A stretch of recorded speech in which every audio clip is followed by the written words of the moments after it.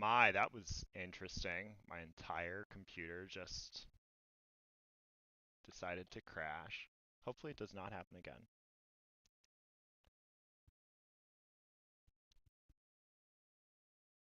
As I double check to make sure everything is going well. Thank you for bearing with me. Oh good, we're back to Fortnite. Fabulous. I'm glad that we're buying our Six Flag tickets. I'm glad to see that. Esme. And I just cannot seem to confirm that I'm actually streaming. Normally it's Chroma that handles everything back end. Either that or I've had like an hour and a half to situate myself and make sure everything's going. So it's a bit frantic tonight. I appreciate everybody hanging in there with me. Am I back on live? It looks like I am. Excellent. I'm back. Thank you, Mr. Raccoon. Um, hopefully it doesn't crash again. I've never experienced that before, where all of OBS just decides to go down all at once. So I'm doing what I can. Thank you, CMSA eSports, for telling me, for trying to keep me in there. It'd be even better though if we could get this game started. Let me see. Let me just take a peek in the chat and see if they're making any progress. 5 minutes. Okay, so it looks like they're waiting for a sub, and they should be starting soon. Hopefully. What else is going on here? So other than other than volleyball, other than that, that's kind of it. I will say I was taking a look at the patch notes because we're coming up on for going back to League of Legends, since that's what we're here to watch. I was taking a look at the patch notes, and we are coming up on Worlds for League of Legends professional play, which means that the patches tend to get more like Worlds focused, more professional play focused.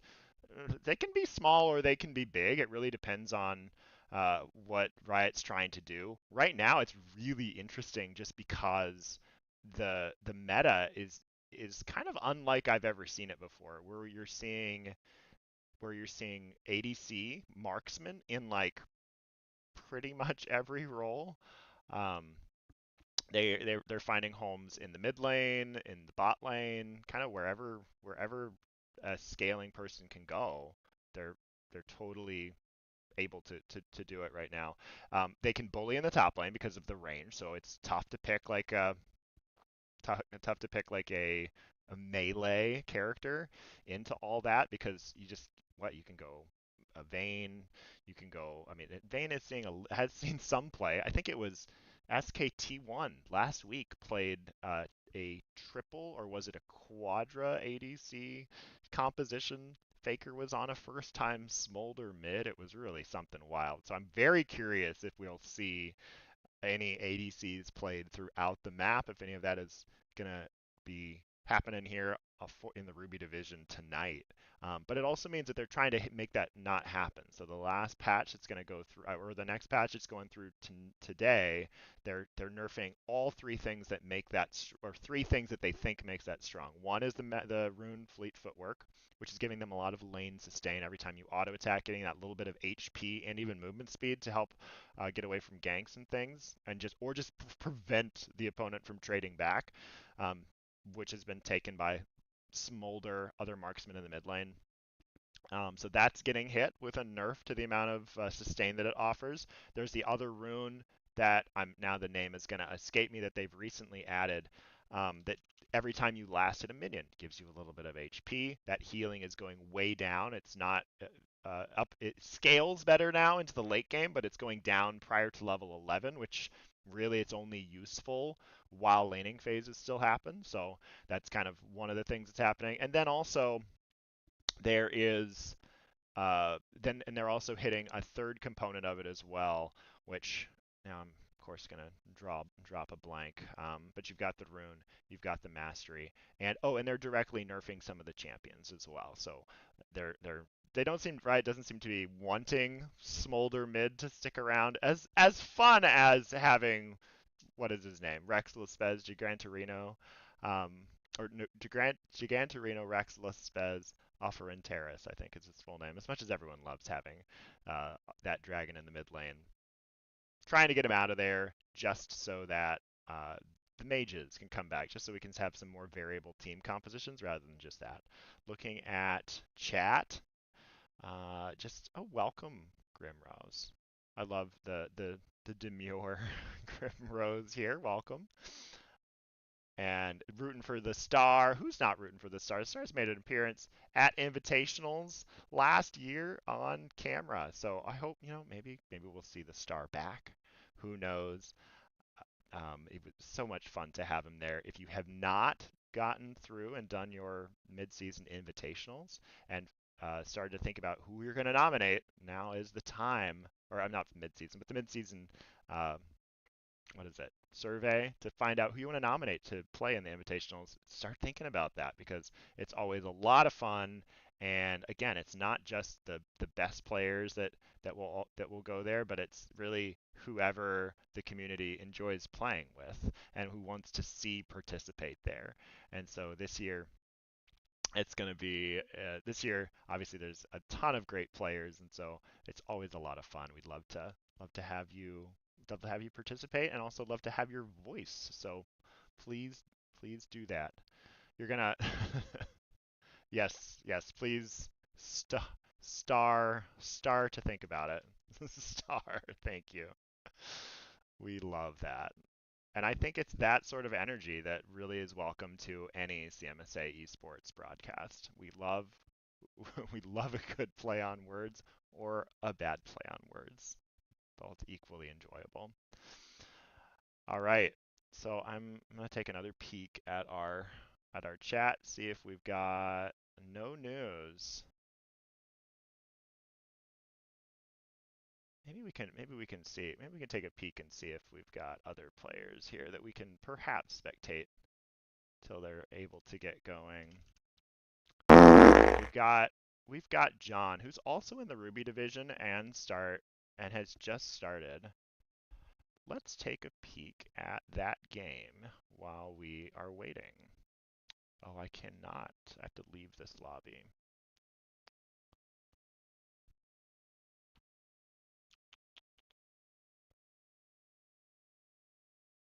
I will ask if that is something I can do. Because that would be lovely to start seeing someone playing, especially because I see that they're on Senna. So is that ADC? Is that support? If it's a support, already 2 marksmen in that game. Could there be 5? That's what I want to see. I want to see the marksman bingo tonight with just a 5-man ADC composition. Get me Kindred in the jungle, Senna support, Misfortune top lane. If anyone is wild enough to do that.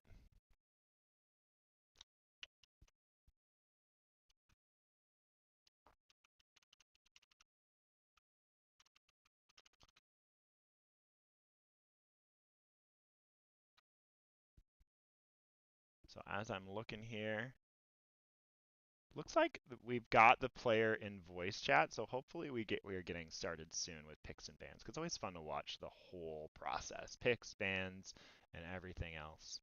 So they're in Discord, we're ready to go. So hopefully we'll be starting soon. As I sip from my Six Flags member cup from maybe 3 years ago. Just in case there were any non-believers that I'm not a complete Six Flags um, fan person. Looks like our 5th has finally joined. We're ready to go. And I don't know, my heart is like beating as if I'm about to go down the giant drop.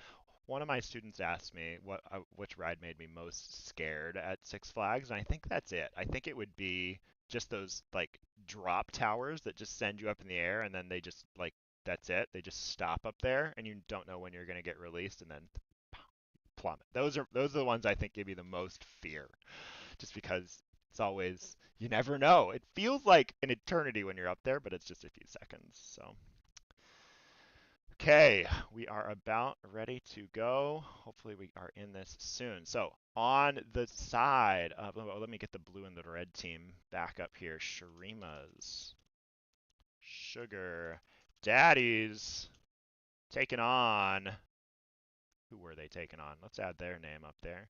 Sharima's Sugar Daddies, there they are. And they are going to be taking on, who remembers? Zwan's Zaddies. Here we go. Zwan Zaddies. All right, we will apply that, and we are good to go. The star. The dad joke's worse than a super effective Pokemon move. You know, it's truly that's the kind of energy I like to see brought to the stream. Just super effective dad jokes. Thank you, Rosie. So we've got Caitlyn and we have the Quinn band. So only one of those ADCs. Seraphine also another champion that is getting hit with the nerfs coming up next patch. So I think a lot of players are figuring out just how strong Seraphine can be, not just as a support but as a carry, as APC carry in the bot lane. So smart to ban that away, especially if you know your opponents are play can play Seraphine because she can flex to either positions and it's hard to play and is a safe blind pick. It's hard to play any ADC into a well played Seraphine.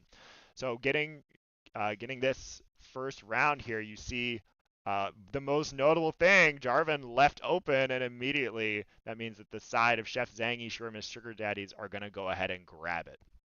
So no ban, and then they pick it up, and then they counterpick that with Diana, who often, Zangy will often pick up as well into this, or if Jarvan is not available. So you've got and it combos with a misfortune. So you've got Diana being able to go in there and Moonfall, which is going to pull all the targets together, which means Misfortune's going to have a little bit of extra time to land that bullet time before they can escape, and that's going to be a lot of damage. On the opposite side, you've got circles, circles. You've got Morgana putting down Tormented Soil and this Vigar here that will have the cage. So it means that there's a lot of pick potential for sure. Any CC could be just deadly here as for Sharima's Sugar Daddies and Aurelion Soul now picked up as well. So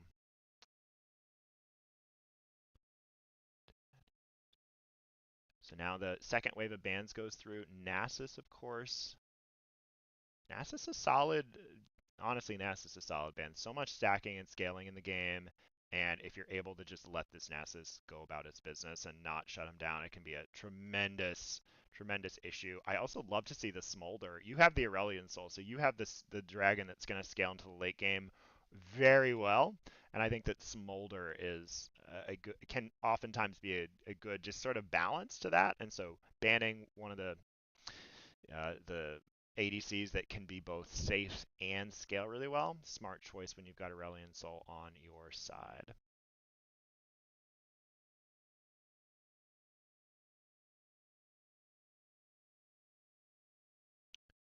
So bans finishing up. Set and Karma.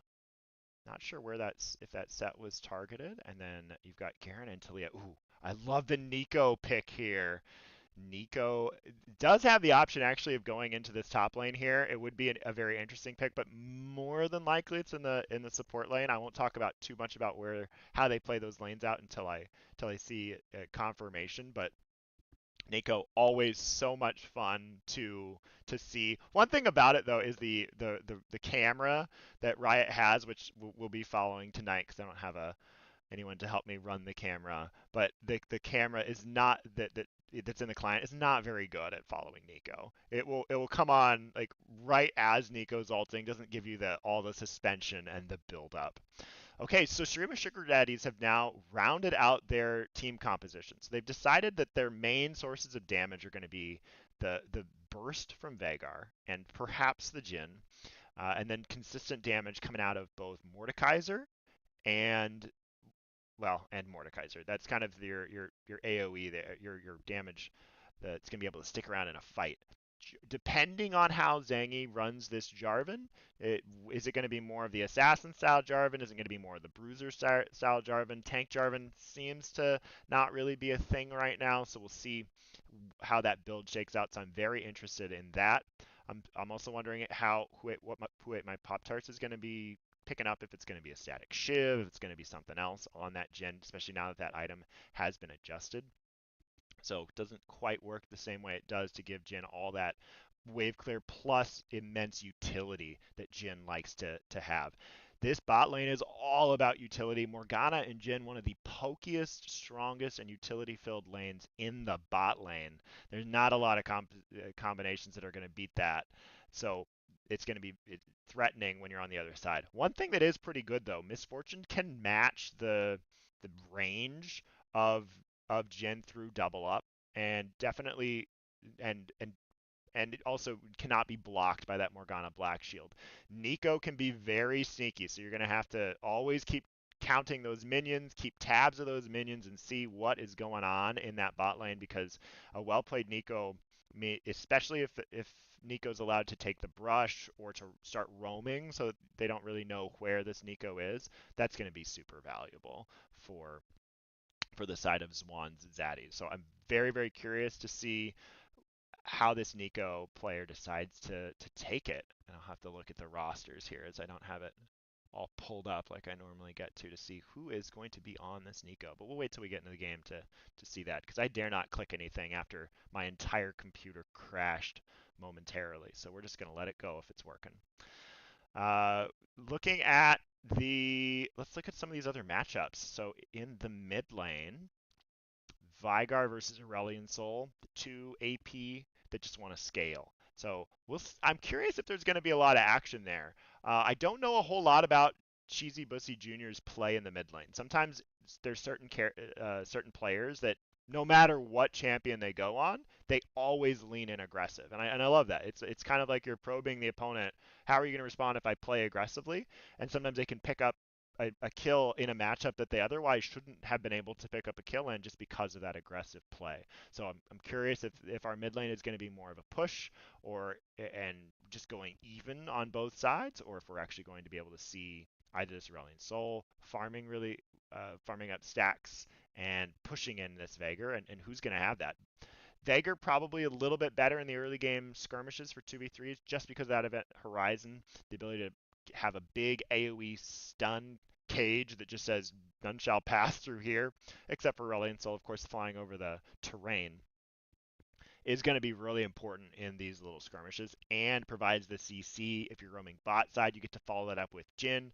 With the Flourish, you get to follow that up with Morgana with that binding. So we'll see how that mid lane ends up kind of playing out. In the top lane, what do we got? We got a classic Mordekaiser versus Volibear. None of the ADCs. They just want to go ahead and have the big juggernauts just battling it out. And both of these are premier. Sour Sam can be so incredibly effective in that role. Let me switch over to League of Legends so we can see the skins as they start to come up. We'll see if they'll show as the game is slowly loading here. Sour Sam can play very effectively. I've just seen them in kind of every single position here. Loading screen should be active soon. See if we can get that. My overlay. I'm not going to touch OBS. I'm not going to get rid of this overlay. Why are we so off kilter? I think I know why. We'll fix it in a second. But for now, you're just going to see the the left part of the loading screen as we cut off Star Nemesis Morgana. Oh, I was hoping there was going to be like an Infernal or Fire theme here for the Zwan Zaddies with the Ashen Lord Aurelion Sol and Infernal Diana, but it looks like the Pentakiller didn't want to continue this, although that Secret Agent Misfortune skin might be one of my favorites. That and No, honestly, I think that is my favorite. Maybe not the one I play with the most often, but just a very, very good skin overall for Misfortune. Ooh, and then we've got no skin here on the cheesy Busty Juniors. So curious if this is just maybe a counter pick, something that was designed to play safe, or how that's going to go. Looking at last week, it was very interesting. We had one the ADC on one of the sides that we were following actually was going teleport, which I have been seeing more and more just on the solo queue ladder. ADCs opting for TP. I think a big part of that was because Seraphine and supports were really starting to take off. Give me one moment as I make some adjustments here. The Seraphine and the supports were taking, like, if a Seraphine was bot lane, if a Ziggs was bot lane, then suddenly you kind of had to match that. And they were taking oh, there's my huge face.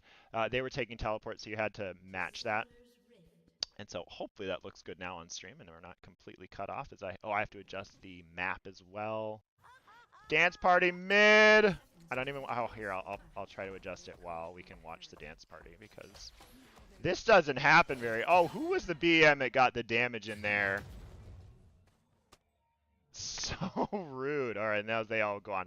If you're not gonna invade, you should dance party. I really do feel like that should be in the vibe check somewhere. You really only have those two options. I think I need to go to interface and minimap scale. And then just take a wild guess that it is scaled correctly. Did I do it first try? I did good enough. We're gonna roll with that. Perfect. And then let's go to this directed camera and let Riot be our way to go.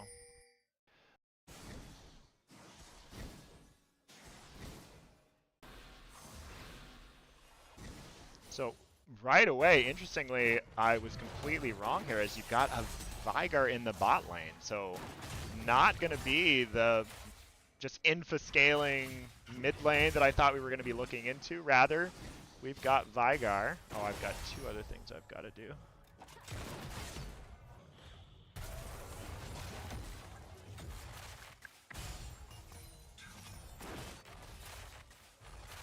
As I want to show everyone the scoreboard, because that's more important than the time control. So let's get rid of that.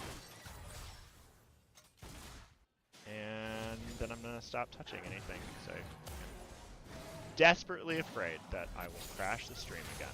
Root landing in the bot lane. And a little bit of extra damage. So one thing about Veigar, not nearly as strong early as this Morgana Jhin lane, so you see that the Nico MF able to get some push going into this very strong early game lane could result in some control of that early vision, or maybe just an early back. Mord Volley, they both level 3, they say it's go time, and Volibear leans all in here. More just flashing out here. And you know what, one thing, as much as we all love the names that Riot has given, we don't need to see that. We would much prefer to see who's actually playing in this. Sour Sam up there on that Mordekaiser eating the other half of that engage by the Volibear.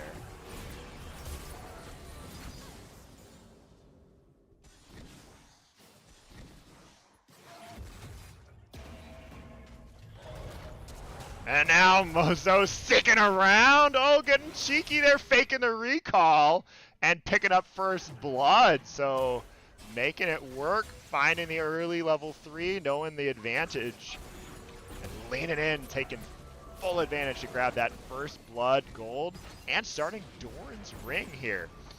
Got upset Sloth on this Diana looking for something mid. Diana just walks away in the bot lane. They're just trading. I think both sides are content to aggressively trade until the health bars get a little bit too low, and then they'll chug all their potions, back off, and then do it again, which is the perfect opportunity for a jungler. So we'll see who is going to interfere with this bot lane first.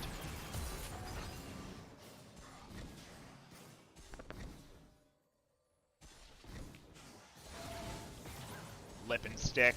Says you're gonna stick right there, Shauna Rhythm.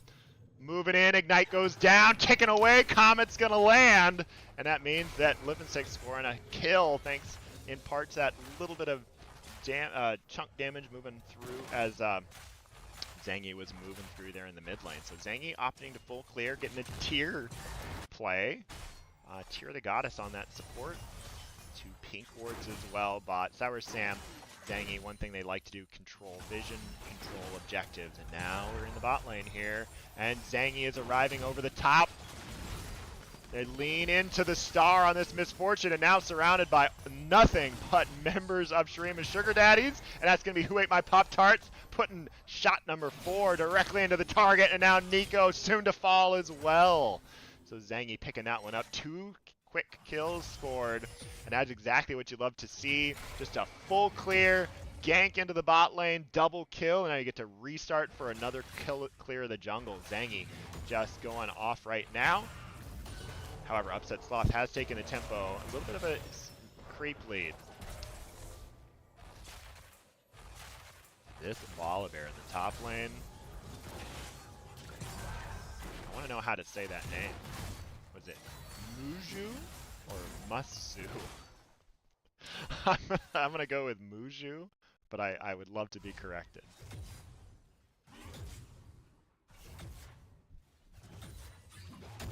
Sam just grabbing a few minions.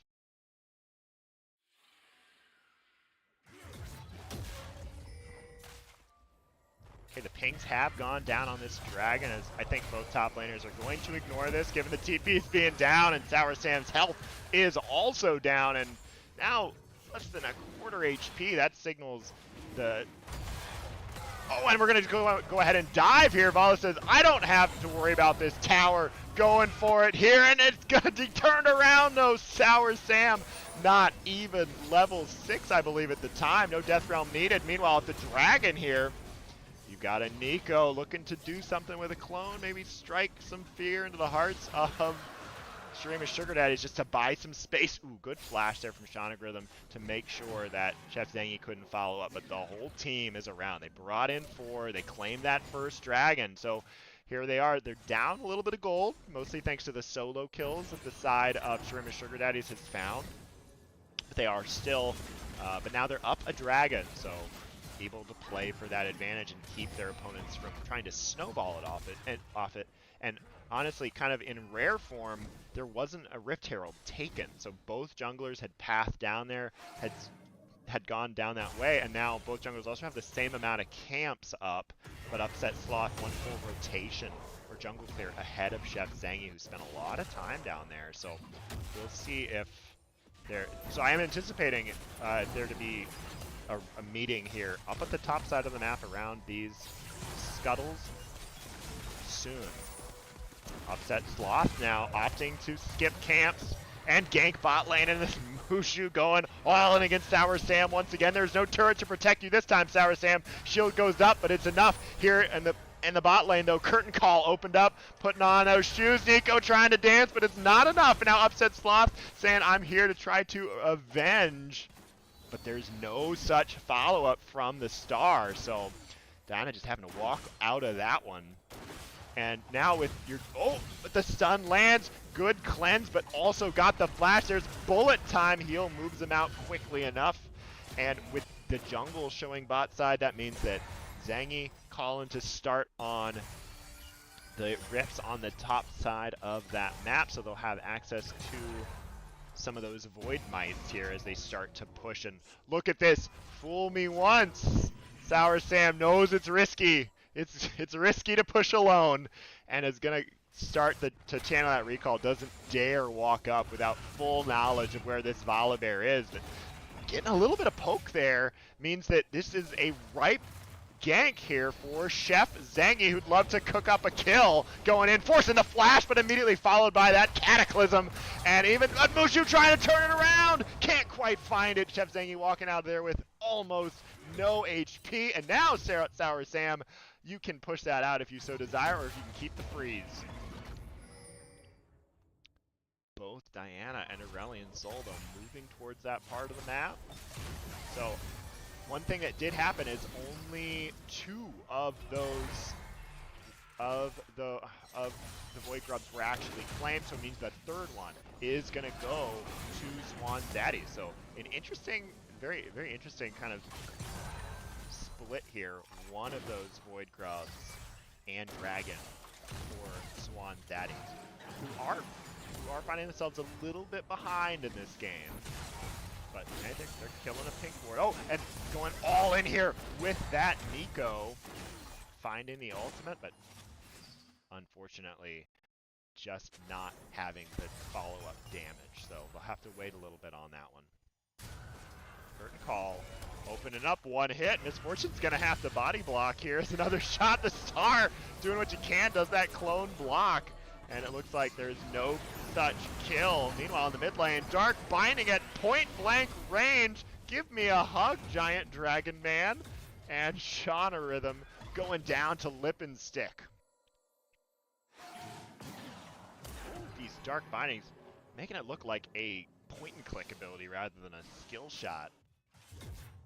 Volibear finishing Rod of Ages. Volibear, I'm hoping this is a Rod of Ages like Navori Quick Blades build, just because I think that is the most chaotic build in the entire game. I never thought that would be an item combination.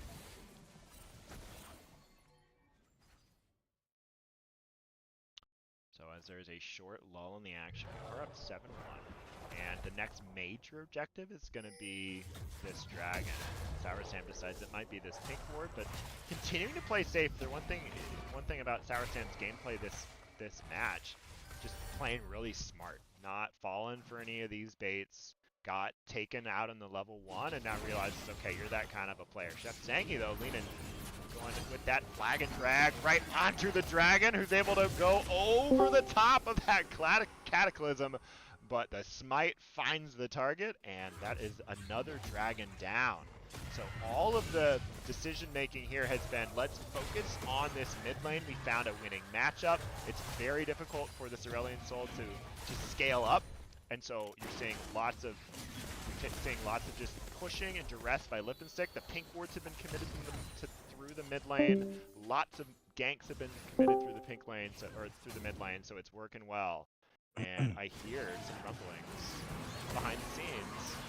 Yes, I'm here. If you can send me the stream so I can see. I will get you set up on the stream. I'll get you set up on the camera as well. And we'll cross our fingers that OBS doesn't crash anymore. Welcome to the broadcast. Right in time to see some kills.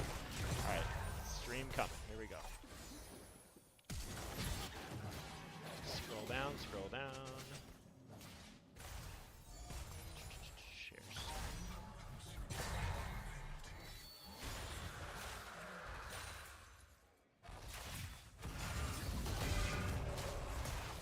Okay, hopefully you can see my screen.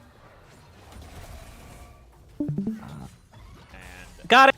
Perfect. And then let's let everyone on stream see that beautiful face of yours. I don't know if the link I sent you earlier is still functional, so we will try this one. There you go. Righty. As I'm just staring at my second screen, hopefully I haven't missed too much.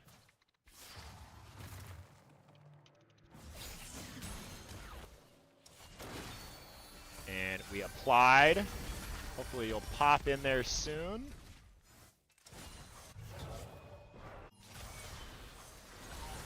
Fingers crossed so we get to see Chromacaster here soon.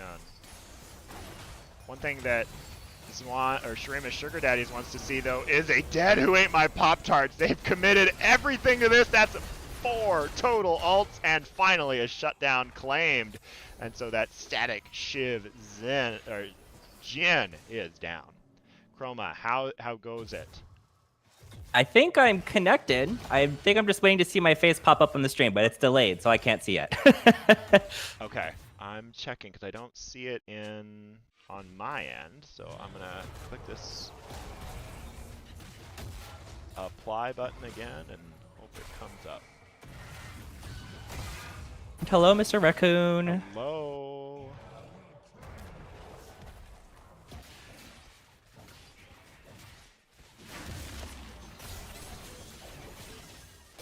Oh, I think you're going to be on there soon, and it's great looking. I see it. I see it. Perfect. Yay! All right. Hello, everybody. Welcome. Okay, who are we facing? Who are the teams? We got Stream of Sugar Daddies and Zon Zaddies. That's right. We're following Chef Zangy this evening, who, surprise, surprise, found himself on Jarvan. Oh, they let it through? Oh my goodness. They This is going went to be a for it, good and then game. you can look at the scoreboard right there, 3-0-3 in 14 minutes. You know, it's their own fault for letting it through. They did pick the Diana, though, so that's a pretty good pick into the Jarvan. Yeah, and having success with it. I mean, a lot of farming so far. No big team fights, though. No huge team fights, though they did go. They have notched it up at 1 dragon apiece, so we'll see what the next big objective is. I will say, how do you pronounce this top laner? Is this Muju? Muju? Murzu. There's an that's a R rock. in there? Oh wait, no. I'm looking at. It looks blurry on Volibear. my screen. Muzu. Yeah, just Muzu. Muszoo. Yes, M-U-S-C-O-O. I could be completely wrong, but I would say Muzu. Muju. All right, Muzu. Well, Muzu has been a terror on this Volibear. Surprise, surprise. Volibear is strong. Who would have guessed? Yeah, you know how I feel about Volibear. Fucking just go Kindle Gem on him, and you're gonna win the lane. I see they're going for the. Never mind. That's a Rod of Ages start into a Zeal? What are they building? The Vori Quick Blades, what else? Oh, that's a thing. It is a thing, and I am all about it. That's why I was saying you can do whatever you want in Volibear and he'll just win. I hate Volibear. You are getting some comments that your microphone is low, so if you can increase your output volume, that would be helpful. you. But whenever you can. I'll do what I can. Nico, pow! And she's dead.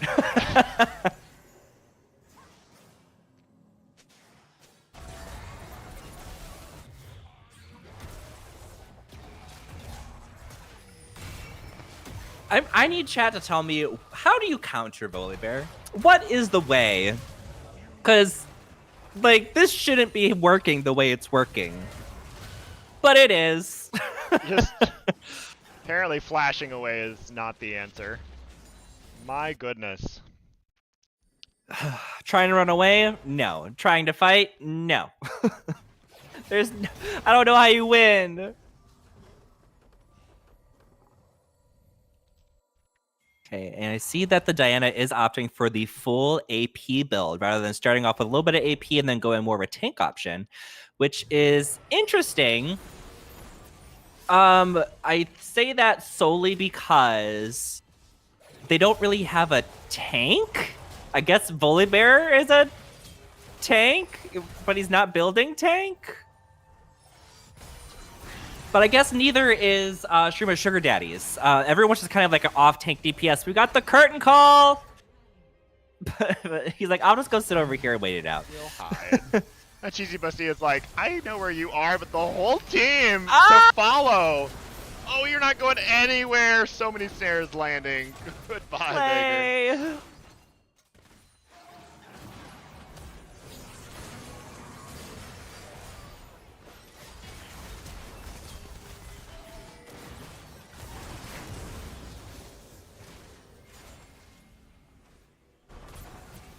Oh, we're watching Blaine's game. Yes, we got the star here. I see he's played a couple farts already. We love that. We so love that. My Pop-Tart's popping off now. 3, 2, and 0. Oh, just get right out of that. No Cataclysm.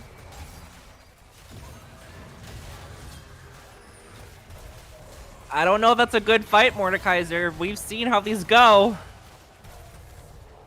Run, girl, Brian. And she's down. Sour Sam had played this matchup so conservatively, but I think now perhaps there's just a sense of urgency, and so taking not one fight, 2 fights, and you're not quite to the point where you can take out this Volibear. I don't know if you ever will, Mr. Mordekaiser. Maybe one day. Maybe. I need to. Okay, I'm gonna Google this really quick. Volibear How? Navori Quick Blades. It's my favorite. Yeah, the first thing is a Reddit thing saying, okay, what's this Rod of Ages Navori build? It gives you, because you Rod of Ages, no cooldown reduction. Navori, every time you auto cooldown reduction. Let's go. Let's just like lightning hands it up. Says, as far as I know, people are playing around with the new Jack of all trades rune plus Navori with W spammable. W is his bite, correct? The ability orders I'm not the best on. I'm pretty sure, because the Q is the speed boost, I'm pretty sure the W is the bite, and the E is the shield. So I guess it just makes his bite super spammable, which I guess I can see how it's good. Yes, kill the Volibear, he deserves it! Nico ult! Oh, almost had 3. Misfortune ult, all the big ults flying all over the place. Everyone run for your life, it's a fire-breathing dragon! And they both go down. Wow, what a fight. And the one thing about that fight that's very noticeable is it was a 4v5. Zangy late to the party says, don't forget about me, it's a 5v5. Finally arriving with that ultimate. Like, don't let me out. All the other ults were used. But yeah, it was basically a 4v5 there because Zangy very far away from the start of that fight, and it was very, very close. So Zwan Zaddy is going to have to figure out another way to play the fights out, or maybe just scale until they can do a little bit more, because that was very challenging for a team that was up in numbers. Okay, so here's a really good comment about the Volibear build. It says it's not just the spammable W build that makes it good. It gives him more rotations on all of his abilities, which is where he starts to fumble and where the old Drain tank really got his power from. He's gated by reasonably long cooldowns, so he needs to either stall between cooldowns or have something going for him in between. Rod of Ages with Eternity keeping your mana and HP bar reasonably healthy between spellcasts, and Flicker Blades reducing your cooldowns on hit. Couple these with Jack of all trades, and you have some really good dueling power. Sounds like he needs nerfed. I can get behind that. Now we just gotta increase all the cooldowns since everyone wants to abuse this item.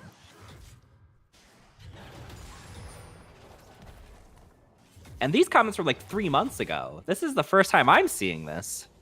Oh, it definitely was more popular. I think the Jack of all trades made it very interesting, and it's still being done a little bit, but not as much. But I love seeing it. I mean, any build that can go Roa into crit, how can you not love that? Oop. Oh, there's a ward moving. What could that mean? Don't be suspicious. Don't be suspicious. For like some sort of a clone shenanigans here coming out of this Nico. Mr. Raccoon says, Sam, you're even more quiet now, LOL. Even more quiet? Oh, See, this is the thing about streaming with OBS. It's audio. Audio is the hardest part. Like, getting it to sound correct sucks. Great. Like, even the past 3 streams, my voice has been so loud that I've been cutting out, and I just keep reducing it like a little bit every stream, praying for the best. Just lamenting here. Like, Sour Sam is going to be soon, I feel. Oh, go flash forward, though, by this Nico. Yeah, does grab the 2. Star Call comes down, but Sean, a rhythm having to flash out, but is going to fall to the DOT from Lakers. Take a big star moonfall from Diana, but doesn't find any kills with it. Now the curtain call will open up. Muju going to have to try to get away, but there's just too many members of Shurima Sugar Daddies there. Oh my goodness. I was like, if that Volibear gets out of there with that super speed, that's going to be nuts. Unfortunate for that Diana, though, in that play, where she was like, I can get a kill. Maybe I can get 2 or 3. And she dives in 1v4, gets nothing. That's so unfortunate. Dodge, Blaine. Oh, maybe you get a kill off of it. Oh, the barrier! That's such cancer. That was a barrier in the bot lane needs to go away. One. Oh my god. That puts away my Pop-Tarts to 10 and 3. Flash forward shot. And that's a actual support Vigar. Like that's a is that not Zeke's? Shirelia's. That's a Shirelia's Vigar support. All the way. This is what I get for leaving you alone, Sam. Like, I come in and I just find absolute insanity in these games. Honestly, did you put out a comment saying, "Hey, everyone, let's just build whatever we want this game, and let's see what Chroma thinks when he gets here"? That was exactly it. I've been just seeding it into the world for the last 3 months because all these builds I think I saw first 3 months ago, and here they are finally arriving onto stream. So this is just I'm tickled. Yeah, and that's even in like a Malignance with the Slay item on Nico support. Like I'm good for all of you guys for trying something brand new and very interesting. That's all I gotta say. Well, Zangy has a kill on this Volibear already. Now there's no turret to help you out. We'll see who wins this 1v1. They're going to duel all the way to 0. Lippenstick arriving to turn the numbers around, but Volibear for sure would have had it. And now the mid lane having to run away. 3 levels down there for Lippenstick. Does find the binding. They're just trying to kite this out. Let DOT do the work, and Cataclysm finishes it off. Yeah, you gotta take down that Volibear. But the thing is, he's 3-6. So his score isn't amazing, but he's still such a freaking nuisance. But we've got Jarvan at 7-0-7. Zangy just laying it down on him, really just smacking everyone in the face every time they show up on screen. So things are looking pretty good for Shrima Sugar Daddies at 26-10 with a little less than a 7K gold lead. I see we're 2-2 on Dragons. Run, Aurelian, run! Whee!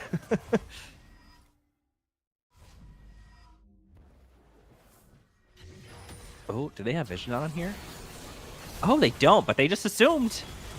Oh, but Zangy going in and finding, because of the low ground, the Stars bullet time did not connect on Jarvan there. Now they're just forced to try to run away. But the Volibear's here. Are they going to try to stick around? They say, no, we'll just send it different ways here. Take control of the vision around Baron. Mike Mangala said best viewers on, and then it says star, star, star. So I don't know what that last part says, but thank you. Take it as a compliment. Thank you. And I believe Grim Rosie stated that Jogan is now required to buy the Vigara skin. I expect that to happen, Jogan. It's been said. It is known.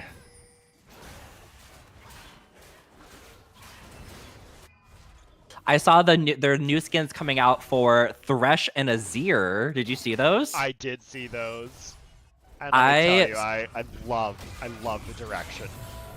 I'm living. They're so like they're cute and like witty and just they're so well done.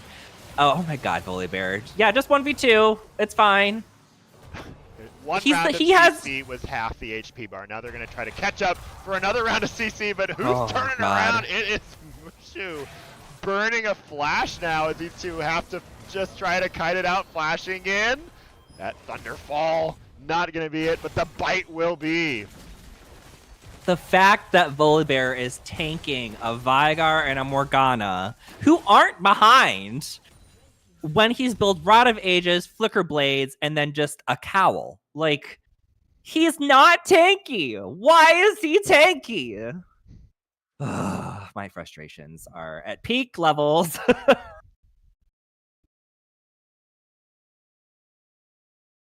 Uh-oh. I lost audio. You've lost audio. Oh, just kidding. No, I can hear now. It was just League of Legends taking us to the most silent part of the map. Seriously, I was like, oh, it just got ghostly quiet. Hello, President Miyu. He says, wow, wow, wow, wow. Walk for Miles said, Janitor Thresh LFG. LFG is looking for game?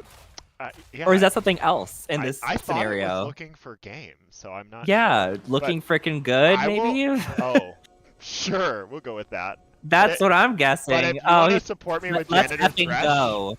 Oh, let's fucking go. Okay. Got it. Okay. learning new things. I was with you. I was like, I'll play a game as Callista. You can play Janitor Thresh. Absolutely. Let's go. Mm-hmm. Curtain I'm call looking forward to the opening up Azir skin. over this Baron here.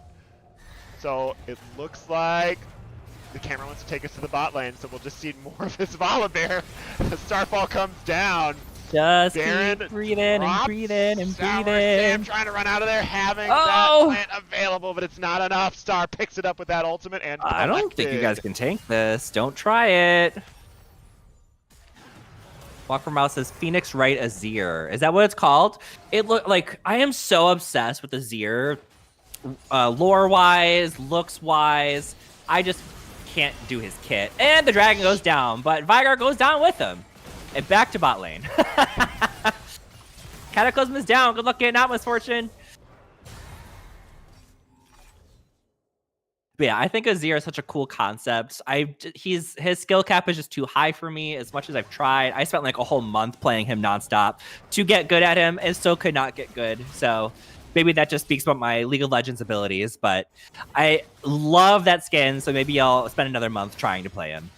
Oh, Diana, you're gonna be able to get out of there? Diana, upset Sloth versus Chef Zangy. He knows all of Diana's going the tricks wrong here. way. There's no way this gets away. Walker Mouse says, no, it's a tourney, but it's giving Phoenix Wright. Oh, okay. I hadn't even thought about that dynamic of a new Azir skin that's going to be high profile is the amount of people that have no business playing Azir that are going to be in all my solo queue games. I can't wait. That's going to be me. You know what? You're my duo now. And I'm just going to go perma go. Azir. Let's do it. Every lane. It doesn't matter where I'm going. Support Azir. Done.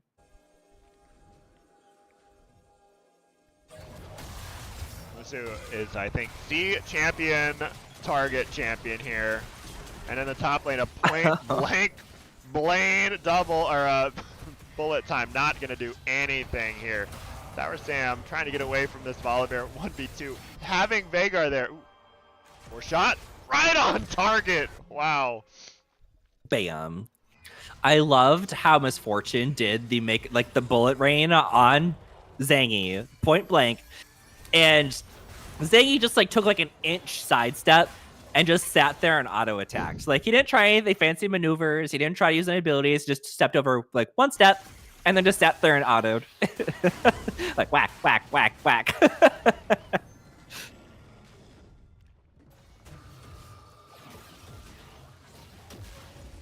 That's right. I have to redeem my channel points. Sam, you were supposed to remind me last week. How do I do this? Okay. Giveaway tickets. Redeem. Oh, yes. Giveaway tickets. Yes. Redeem. There we go. Just me out here redeeming 10,000 points for 10 points. Wow. Okay. Mm-hmm. Oh, Walk for Miles and I doing it at the same time. In here. Oh, but they quickly back off. Here we go. Banty also redeeming points. We're all redeeming points now. Everyone cash in. Well, I think right now you're trying to see Shurima Sugar Daddy's cash in a big lead. Zangy now has trapped the support, going 1-for-1 with those ultimates, and now trying to get to that back line, making damage happen, but overall will only kill the support so far. And now you've got a Volibear here. You're going to take their whole team to take down, but look at that, a huge 4-shot coming through. Means that Volibear is going down, and now a curtain call opening up over the Star, who again tries to juke every which way, 3 different directions, and they're all completely surrounded. It is a massacre here. Streamer Sugar Daddies are moving into this base. They get to take whatever they want. Oh my goodness gracious.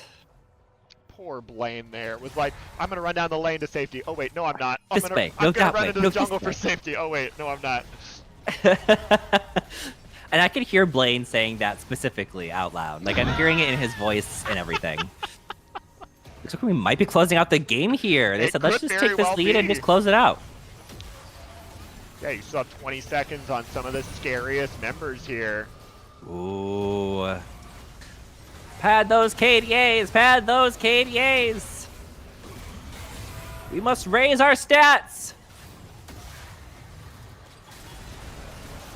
And Massive bullet time. Definitely going to raise the amount of damage on the charts here.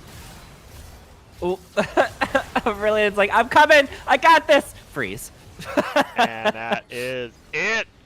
Spells the end of game number 1. Going to Shurima's Sugar Daddies with a vintage Jarvan Was that game Zangy 1 or game carry. 2? That was game 1. We had a delayed start of game 1 here as I go Oh. over to the main. Very good. The main. DJ Radio Tony says, I have never seen gameplay of League of Legends before, but now I have. This looks interesting. That was definitely a very interesting game to watch for your first game of League of Legends to observe. Gerbosi says, if I win, I'm going to give it away to President Mew. You're going to give away your giveaway to the guy that's mostly doing the giveaway? Just waiting to get into this lobby. Hopefully both teams are about ready. Is There we go. that, oh my gosh, the name, Cheesy Bussy Jr. That's exactly what that says. Bitchy says he already has it right now in his house. Yeah, we're just gonna do like a little like pass around the table so that all the giveaway stuff actually just ends up back at Latimer's house. Because that was the point of the giveaway. To put it right back in storage. All right, let me look up who are we playing in Right. round 2, taking on Shurima's Sugar Daddies. I'll have to change our stream banner. Mr. Raccoon says he wants it gone. LOL. And I'm pretty sure I've heard Vladimir specifically say, like, I have so much stuff. Like, we need to get rid of it. So, if it ended back to him, I'm pretty sure he would just be very disappointed. Not all the secrets.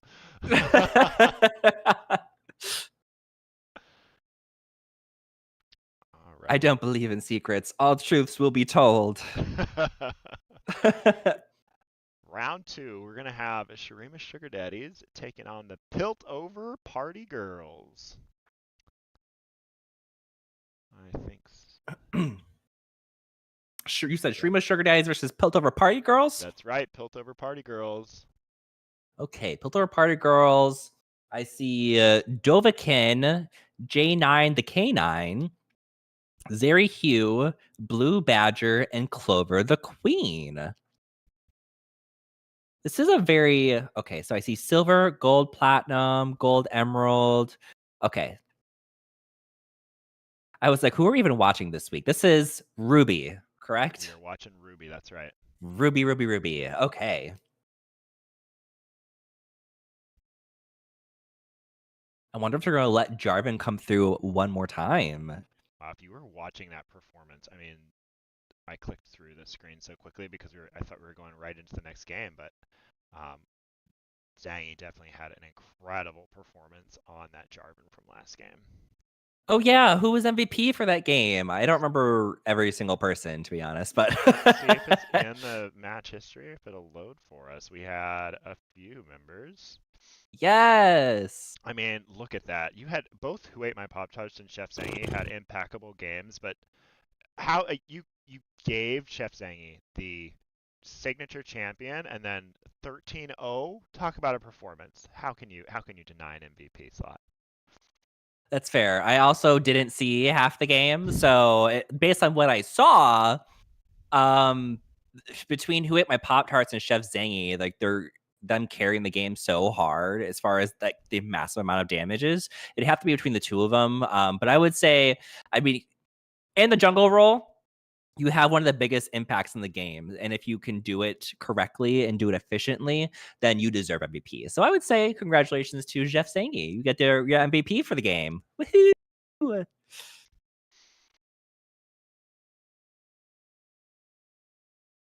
See some chats coming through. Maybe we're said, okay, ban our Garen. Twist my ankle. Twist my ankle? I think the phrase is like twist my wrist. I thought Twist the my phrase ankle's was fun twist too. my arm. arm. Twist my arm. Yeah, that one. Twist. I was like, it's wrist? something to do with the wrist or the arm or something. Twist my arm. That's the phrase. Twist my ankle. Twist my ankle. All right. That sounds way more painful. Oh, please don't. Yeah, I'd like to continue playing volleyball. Thank you very much. Mm-hmm. Sour Sam says, I knew y'all had the Garen main. I would like to see a Garen game, to be honest, because I mean, I don't think I've seen Garen played in any of our games in a hot minute. And Garen's one of those champions where it's make or break. Like, you're either sitting under tower and just praying and trying to get as much farm as possible, or you're just slapping the enemy team. So I'd like to see a nice slap game. You want to see Garen, and you want to see Garen slap. All right. I want to see Garen slap. Behind that. It has been a while. No, you're right. I'm trying to think the last time we saw one. And we'll see if it's a pick or if it's a first ban. They better not ban it. I want Garen main. No J4.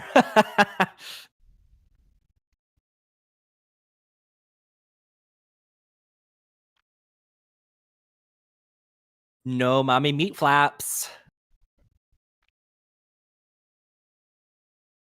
Mommy meat flaps. Mommy meat flaps. Throwback to was that last season or was that the season before? It may have been the season before that where I think it was. Was it Jules on the Belveth when that came about? Yes. Something else. That's when we learned about mommy meat flaps. Roast beef. Ooh, a no ban. We'll see if that gets communicated via chat. Or have they decided? I don't know. Every time I've ever seen them no ban, it usually means something's wrong. So I wouldn't be surprised if they have a remake coming out. Yeah, I would not. Although, yeah, especially with another ban on the opposite side here. Yeah, and it's Aphelios. Who plays Aphelios? Does someone actually play Aphelios on their team? Let's see. Is there an Aphelios player? Yeah, some of these, I think we've got some new names to the stream here, right? I think Clover the Queen. Oh yeah, here, I think. But Clover the Queen, at least I know, has done ARAM League, and I'm pretty sure I've seen them in this league as well. Blue Badger's familiar. The other three, I don't know if I remember specifically, but I could be very wrong. They also could have just changed their names. Well, that always throws me off. Right? In my head, I'm building a new mental model of you, and then suddenly I'm like, whoa, this is not what I thought it was. We're looking at Ruby. I'm pulling up stats here. Yeah, I'm looking, and no, not a lot of Aphelios. I don't know. Cheesy Bussy Jr.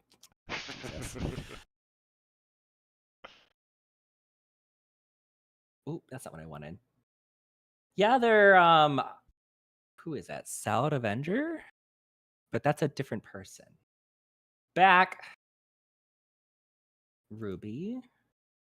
Dovahkiin is an ADC main, and I don't see any Aphelios in their history. So interesting. Don't know what that ban was about. Or maybe if it was just a gentleman's. Maybe they were like, "Oh, you didn't ban somebody. We'll ban somebody that you obviously aren't going to play." So I see a lot of Kate, some Varus. That's a strong contender if you're going to be on A. Aphelios is one of those you either play him and you're very good, or you're probably not going to take on any Aphelios. And a safer no ban than Aatrox that we see a lot.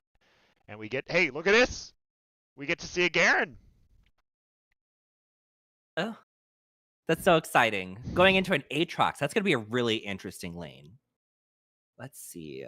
Garen versus Aatrox. Top lane. I'm just curious to see how that generally goes. Garen wins against Aatrox 53.27% of the time, which is 4.73% higher against Aatrox than the average opponent. So we have a slight favor towards the Garen in this scenario. Yeah, I mean, that sounds like a pretty significant edge here, Garen into Aatrox. I don't know a whole lot about the matchup, but if there's nothing that Aatrox can do, then could be what you're looking for, this Garen getting to pop off. Yeah, and I see them basically suggesting a phase rush build for the Garen, so he can kind of be in and out and not have too long of an extended trade once his cooldowns have begun. So I'm curious to see if he's going to go the phase rush build, or if he's going to go for a standard grasp build. I yeah, like if it the grass would be interesting, or if it's going to be like a crit stride breaker with grasp, or if it's going to be with the phase rush. I'll tell you, I'm totally thrown off by these bans. I don't know if they were discussed prior, but like they already had. They're trolling, I mean, this is 100%. something else. Does it spell something? Like, what are we? I They're like, let's just don't. pick all the champions nobody plays and ban them. The first two I think were valid, and then after that they were like, eh. Yeah, this is something else here. Okay. It's a day of just wild decisions and very interesting things. Who ate my Pop Tart said, Sam, you are very quiet on stream. I keep trying to crank it, and I'm also trying to scream into the microphone. Let me. Um, Let in me your OBS, are you able to right click your microphone and go to filters? yes. Do that and add a gain. And I would Okay. say probably set it to 5 for now. And that should probably give you a good boost. All right. Thank you. Mm-hmm.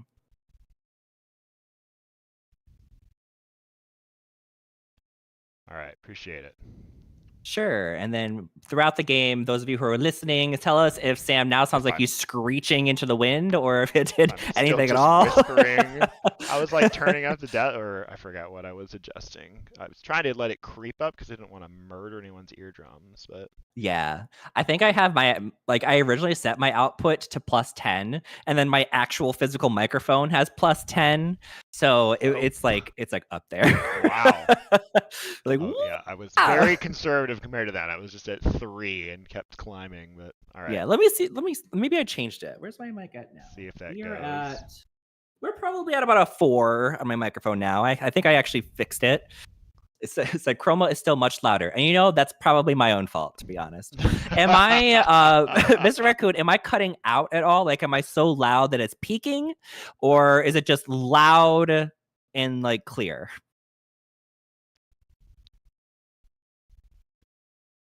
We've got our team comps. All right. Okay. So let's take a look at these team comps because I'm very curious, especially after that performance from Who Ate My Pop Tarts last game. Jin obviously taken away, but now I've got Caitlyn here. So Caitlyn, Amumu, Syndra, Lux, Garen. Okay, so you've got the big tank.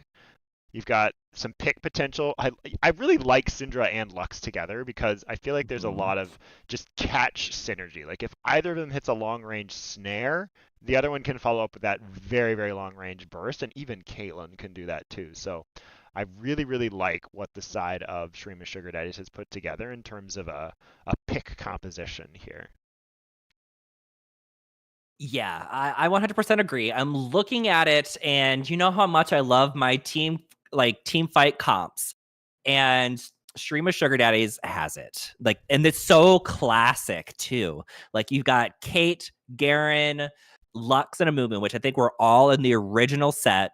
And then Syndra came out maybe like 2 years, 3 years after. So you've got a very, very classic team there. So very straightforward on their mechanics, which I like. We don't need crazy 3-paragraph passives on everybody, especially when your team is just full of crazy CC like this is with the Amumu ult, the Lux, basically all of her abilities, the Syndra CC, and then you have classic just great tank DPS with the Garen and tank with the Amumu. It's just really, really great for team fights, and I'm very excited to see these team fights play out. Whereas, if you look at Piltover Party Girls, I think they're very much set on getting picks. You have 2 assassins between Neferi and Evelyn. And then outside of that, Morgana's an interesting pick into this one. I guess I could see her working well with Jin just because their snares will kind of work together. Um, but they just don't have a lot of cohesion as far as working together as a team. Aatrox can sit up top and solo basically 2 or 3 people by himself if he gets ahead. Evelyn and Nefir are both just looking for picks. So they're kind of going to be scrambling for whatever they can find on this map. But if Shurima Sugar Daddies is really good at sticking together and like really taking advantage of their strengths here, I don't see a lot of opportunities for Piltover Party Girls to get too ahead and make it into their game. So I am going to vote for the Shrima Sugar Daddies comp, which is very CC heavy, very classic, and very much true to my soul when it comes to League of Legends. I'm also on board for this Shurima Sugar Daddies as well as we get into this game right away. I didn't have enough time to look at the skins in this one. They just loaded right into it. You know, I've been playing League of Legends for over 12 years now, and I still don't have an Amumu skin. Ah, what? That has to be impossible. I Not even know. by accident? Okay, I'm Nope. gonna gift you an Amuma skin. That'd be Although so it is a funny. fun fact, honestly. Yeah, because I play Amumu every once in a while, and he's like the only champion I don't have a skin on, and I haven't like bought one because I haven't been like, oh, like I really like this Amumu skin. They're just okay. And thank you, Mr. Raccoon. Thank you for telling me that I am not peaking. So you can probably, if you get around to, you could probably boost your gain to a 10, and you'd probably be fine because they said I'm still way louder than you. All right, we'll make it happen. Maybe some new Make it hardware in the happen. future. Mm-hmm. Cheesy Bussy Jr. Humans nowadays. Humans and their gall.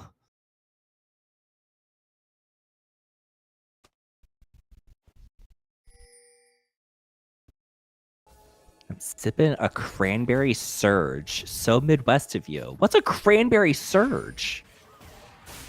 Is that like a soda? I have A no pop? idea. I honestly have no idea. What do you call it? Do you call it soda or pop? Coke. Did you grow up in the South? I did, yes.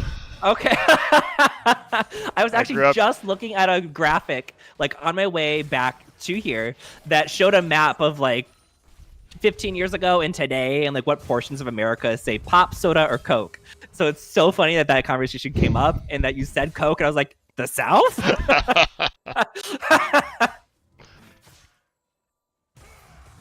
Slap him, Sour Sam. Slap him.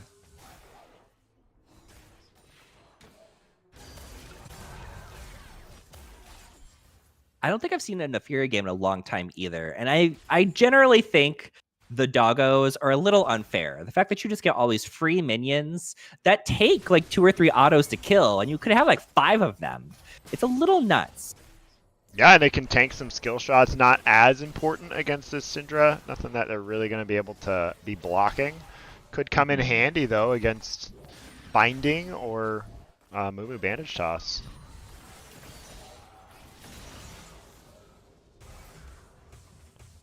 Just little wall dogs, blocking all the abilities. Both routes connect, but a little bit more follow-up from Ooh. who ate my Pop-Tarts there with the headshot ready to go. Yeah, the classic Lux Kate combo in the bot lane hurts if Lux lands anything. Because then you just catch all her abilities and all of Kate's abilities, and it just is, it's a lot of damage really quickly. Wee! See, like she landed a ball on that little dog, and it only lost half its health. It should be dead, and now it's full health again. And she hit it with another ball, and it's only half health. This is nuts! I do enjoy, though, playing Malzahar into that and just dropping my dot on the doggos, and it just automatically hits Nafiri when it's done with the dogs.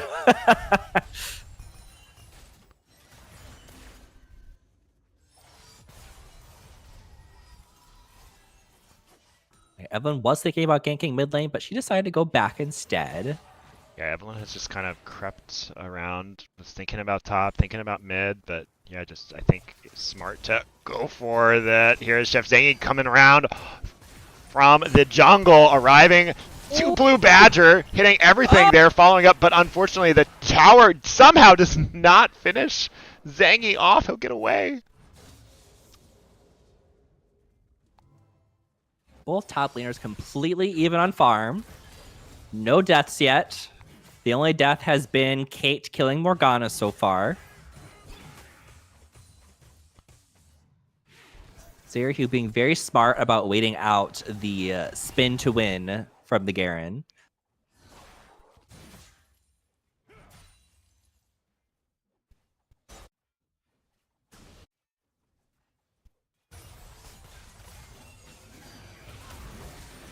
Badger, you are way far away from your tower, and that's not a 1v2 that you want to be in. It was so funny because she was like charging at them, like, you know what, let's fight. And then she missed. And then had to run back for her life. Sometimes you have to bluff that your jungle is there, but yeah, that was a bluff well called there by the side of Shurima's Sugar Daddies. Mm-hmm. Uh-oh, things are not looking good for Garen right this second. Does get level 6, that turns it around. Wow! Immediately flashing away. Sour Sam was going for the judgment, but he just couldn't get it off. All the alts going all over the place. The Fury is out of mana now, so they are not going to risk that tower dive.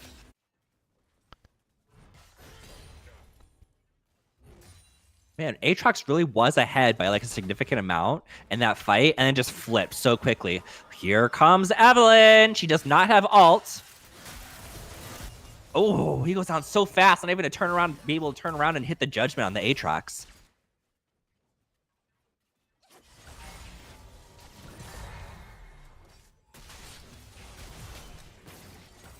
Whoop. Yeah, one fell trap and goodbye HP bar here.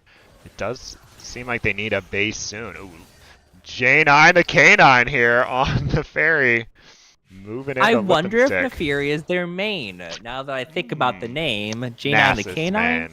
Nasus main? I don't know. Oh. I don't know. I'm hoping that it's a Neferi main. Let's find out. Let's look at history. J9 the K9. Profile. Oh! Braum, Lux, Braum, Aurelion Sol, Vex, Aurelion Sol, Vex. Obviously. Yeah, so maybe not a doggo main. Well, loving the representation this game. Off screen, we saw Void Grubs taken here. So that's going to be 3 claimed by the, what was that, the Piltover Party Girls.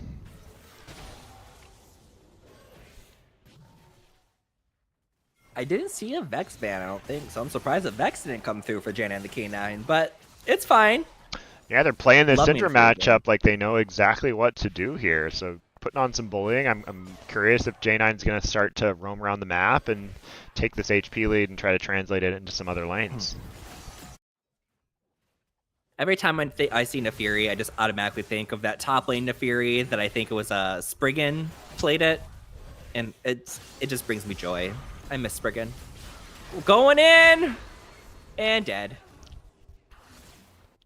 The fact that that is a basic ability to be able to close that much space, point and click, still drives me nuts. Today is a day of Chroma complaining about champion kits. all the new champions in this game, or new builds. All the random new builds, using different new items, the champions with absolutely insane kits, which is why I love Shurima Sugar Daddies right now, because they're simple, they're straightforward, they will kill you. And Dovahkiin here has really turned the spot lane. It's been all Jhin and Morgana able to just push in Caitlyn Lux. I think whichever team has first auto on the wave is going to be in a big advantage here, or control of the brush. So I like to see Cheesy Bussy here trying to keep control as Jeff Zangy arriving in the top lane. That bandage toss just going wide. But the Dark Binding does not go wide, which means you're going nowhere. Who ate my Pop-Tarts? Falling. Morgana, Blue Badger picking that one up. Love to see Cheesy Bussy, period. Oh. Clover finding Zangy, bandage tossing over and turning this fight around. Oh, not quite enough. Oh, Moo just getting away. Zangy is going to be safe, channeling that recall. Clover forced to flash away. What a turnaround. Not only realizing I've been spotted, but let's actually turn this around and grab a kill and get out. It's not often you see a Mumu wanting to be left alone, but that was the moment. Jogan says, I thought this was a family stream. Too much Bussy. Bussy's family friendly, right? Family friendly Bussy. I just tell myself I'm just reading the names as they are on the cue card, you know? Should we just call it Badusi? Is that more family friendly? I'm sure all the kids know about Badusi from TikTok. Maybe not Bussy so much. There's a whole song on TikTok that talks about Badusi. I am not privy to such a song. You must not live on TikTok like I do. Shogun says, my For You page is very demure, very mindful. Yours and everyone else's, girl. Yours and everyone else's. Oh, Lip and Stick. Finally getting some payback on the puppies there. Finding the fairy trying to roam and taking that HP bar, so it'll stymie any potential move as the mid laner's now locked into that lane, which is exactly what Dovahkiin wants as he continues to just push in this Caitlyn. They got to be careful though, because Zhangyi is in that bot lane. And gonna start the arrival. Has been spotted by that ward, so nothing doing there. On the top side though, Sour Sam found by Clover. They're going to fight over these Void Grub. Syndra's moving up. First one claim. That's going to be number 4 for them. Flip and Stick arriving. Has that ult available. 2 Void Grubs still to go. There's no smite here. They really want to do something. J9 just waiting. So that's 5. They can drop this and still have the buff. Sour Sam, Lip and Stick moving in. They're going to see if they'll take it if it's free. Aatrox moving in. Sour Sam turning it around. Now they have Cheesy Bushy joining, but that's going to be all 6. And the call to back off. J9 just getting out of there as there's just no CC landing. There's the bandage toss. They might find one on the back end of this. He said, you wanted to move? No, ma'am.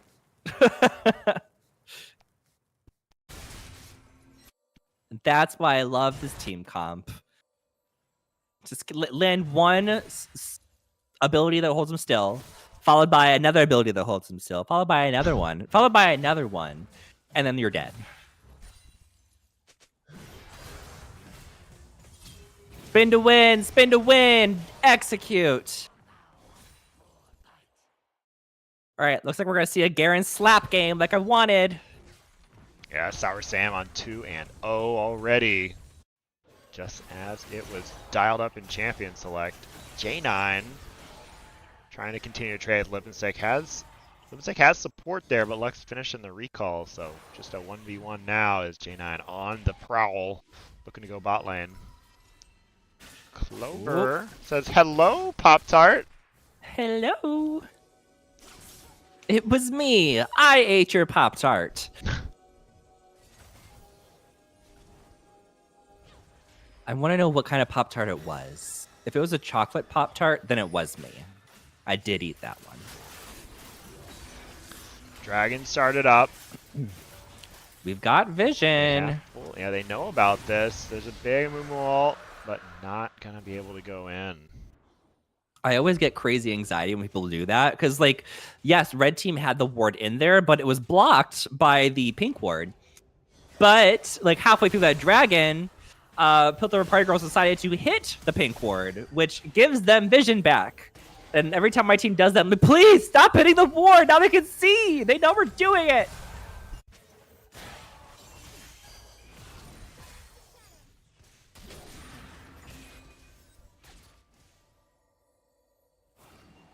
Shogun, my For You page, besides Very Demure, is now just that song where it's like biddity bang bang, biddity bang bang bang. Just a bunch of shirtless guys just shaking things around. It's really weird. Anyone else's For You page like that, or just mine?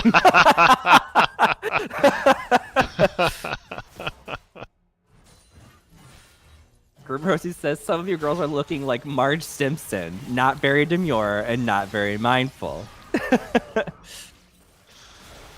Such a good TikTok. And down goes Syndra.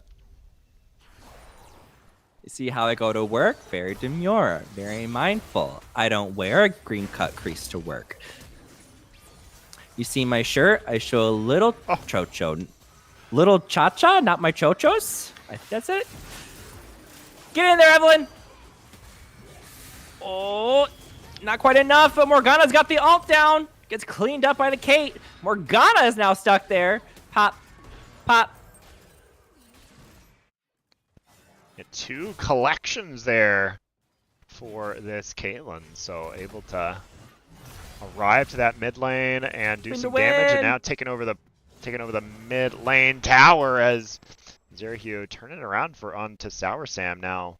Even up the minions, does have a Eclipse complete. Sour Sam waiting on an item completion, perhaps before he can go back to bullying. And that's going to be first tower now claimed for the side of Shroom and Sugar Daddies. Woohoo! And now we're 4-8 with a 2K gold lead on Shroom and Sugar Daddy side. We got 1 dragon each, but we got 6 grubbies on Piltover Party Girls. And we got a gank, and down goes Aatrox. Ooh. Not long there. Immediately going down, and that is Zangy. What a night! 7 assists now on this Amumu in game 2. Dovahkiin, that's an ADC meeting Syndra. Does not typically go well. I realized that my chair was lower than normal, and I'm like sinking into my chair. And I felt so close to the floor. Now my head's getting chopped off from the camera. We gotta adjust. There we go. I think we're all good now. Now I look like I'm not slouching like a sloucher. Stun. Who will have the most damage? Stun. As unfortunately that is a support versus a mid laner, so it doesn't quite work out. It was close though. Sour Sam now trying to run away. Ooh, both flash for flash. So Sour Sam living for the time being, but will this tower stand? Oh no, give Garen a couple more seconds. He's gonna be back to full health with that passive.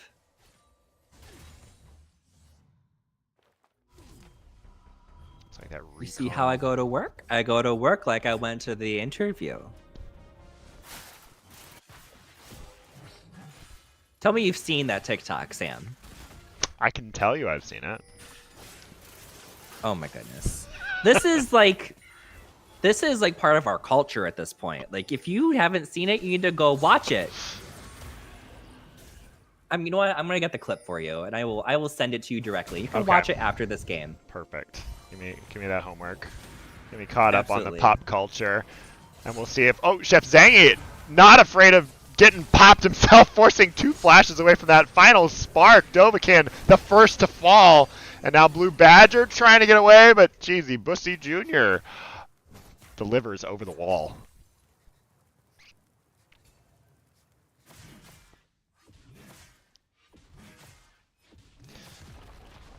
Just when I thought this Zangy was actually caught, turns it around yet again. Living on the edge there, 1-0-8 now for that Amumu. Not to be outdone though by Caitlyn here at 4-1 as they're moving on this dragon. J9 trying to stall for time as the team is arriving. Clover's here to try to put some CC into Sour Sam. Charming going down. J9 chasing, trying to get in range of that point and click. But it's just not going to happen. Sour Sam too fast, and the whole team now coming from Dragon.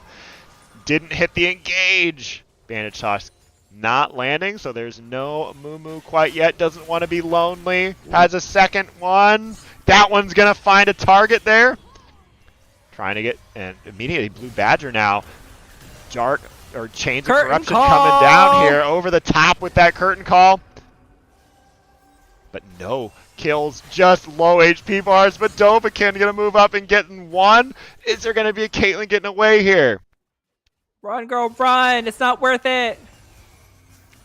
Oh, Lux there to walk him out. Who popped the hearts? Gonna go down. Shut down to Jin.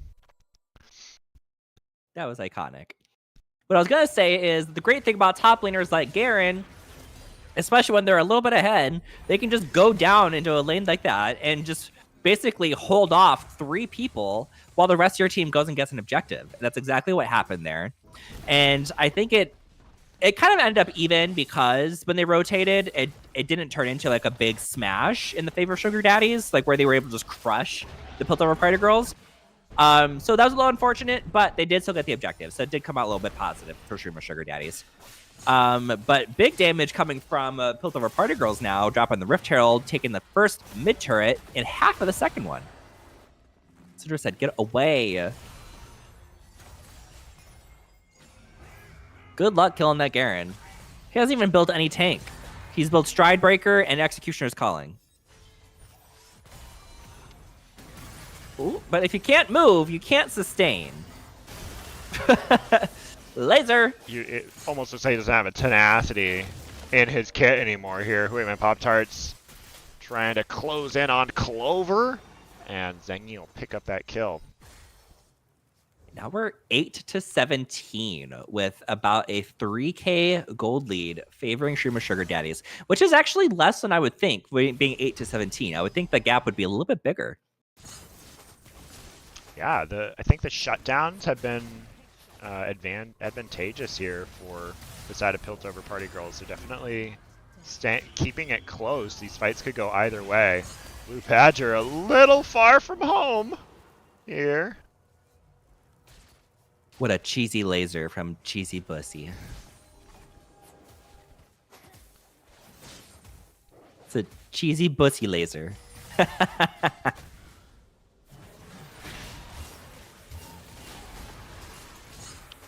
Ooh, going in! Was that first strike I'm seeing on Syndra? Because I just heard cha-ching, cha-ching, cha-ching, cha-ching through that whole combination. That's gonna be some good money.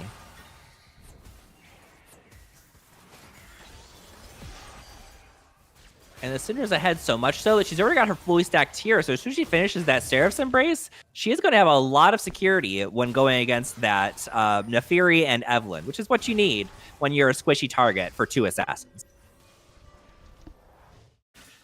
Security.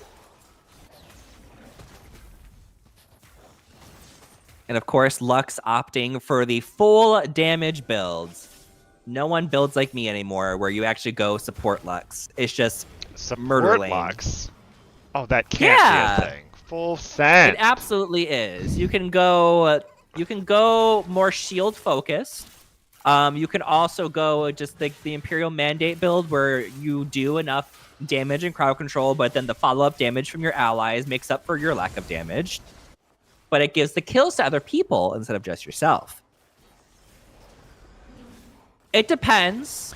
It depends on your team comp and if you can depend on your team to carry. Yeah, and I think this But is if you don't trust your team, then sure, just go damage. Well, and in a game like this, are shields or extra utility gonna save you from double assassins and long range follow-up? Perhaps not. So, and when most of your targets are of the squishy variety, there's no tanks, although Zerahu, not one of those after-mentioned tanks, so is trying to turn it around though. So Lickman Stick and Cheesy Bussy Jr. now trying to run away. They have gotten Clover, but are they too deep as Sour Sam is there to turn that around? And that is 2 kills there going on to the side of Shreema Sugar Daddies as Piltover just trying to walk into their jungle a little too close. The Cheesy Bussy is too deep.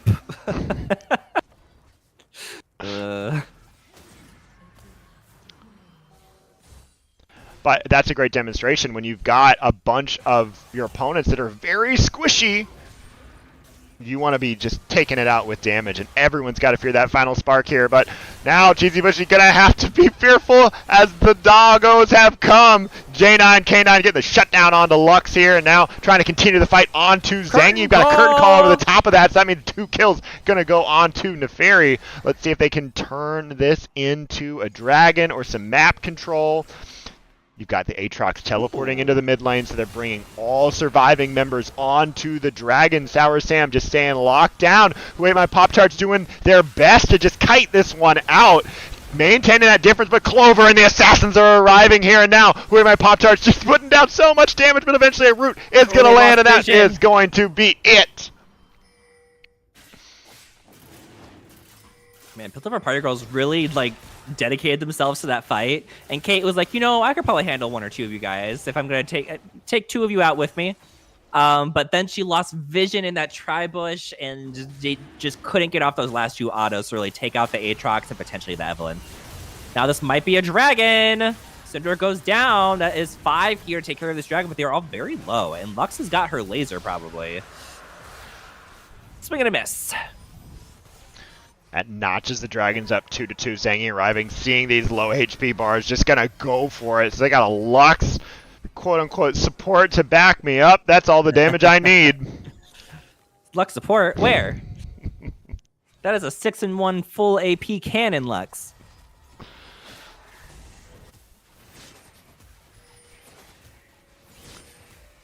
Well, with that dragon done, all eyes are now going to turn onto the Baron, and you both sides have an interesting play here. You've got the side of Piltover Party Girls that can play in the shadows. They've got Evelynn. They can try to find a flank, get a quick pick, and turn that into a Baron. You also, certainly Shrimas are going to be looking for picks, but they have the advantage of kind of sieging it up with these Caitlyn traps and playing it a little bit more slowly. So we'll see how these teams approach this Baron.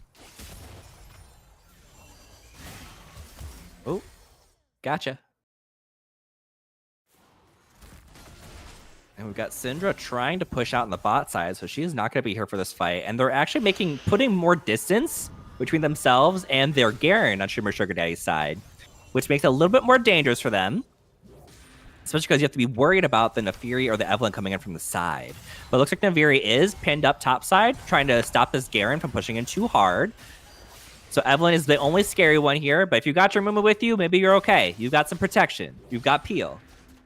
Very demure, very mindful. Run, doggo, run! Oh, God!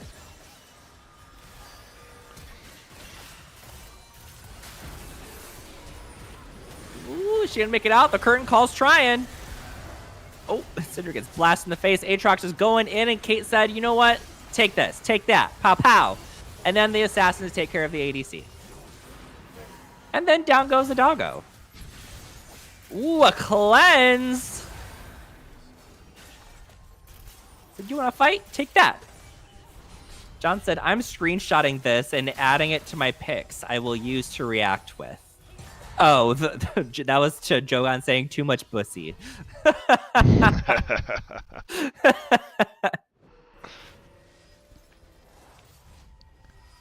A whole lot of too much fighting pussy reaction. and a whole lot of dead members of the Shurima Sugar Daddies after that, but no Baron taken off of that one, so it was close enough for a fight, and they got the HP bars low enough so that there was just kind of a reset. So yes, it was a loss, but overall, look at that score. We're just bang even in gold. Yeah, the gap closed very quickly. I mean, we're still 6 kills ahead on Shroom Sugar Daddy's side, and then we're still even on Dragons. But the goal difference is like less than 1,000. It's like 500, 600 now. So that's nothing. Yeah, the only so benefit we have right now is the 6 grubs on Piltover Party Girls. Which team is scaling better into this late game, do you see? Or is this all about just how you're playing the map? I think into the late game, we're definitely looking at a Streamer Sugar Daddies taking more advantage. Specifically because the Nafiri will probably start to fall off. Especially once the carries like Syndra and Kate start getting some more defensive items or like just more damage to even eliminate the threat before they're able to be eliminated.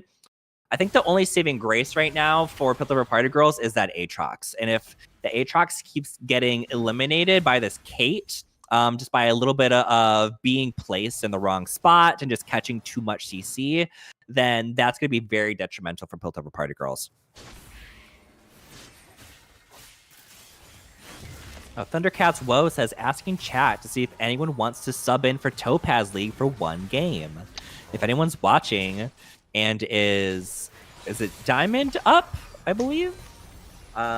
Then let them know so they can get a sub. Also, Clover, I saw that beautiful use of that Evelynn ultimate to dodge the stun from Lip and Stick Syndra. Otherwise, you don't want to be stunned as Kate that close. No, you do not. Clover, the queen, goes on a spree, and that means that Caitlyn, who's been putting out so much damage, is down. So this is a full send from Piltover Party Girls, finding their way to the back line as J9. The K9 will go down, but that means that he's bought time for the full team to follow up. Zerahu gonna move into Sour. Samu's trying to get away. And will go down. Another once you get rid of that team fight Kate, win. basically all your damage goes away. The only real big damage dealer right now is the Lux. And I don't think she's gonna be able to take out a Aatrox as well as the other 4 squishies who are playing very spread out. They're doing a very good job of not clumping together and taking too much of like the explosive damage from Lux.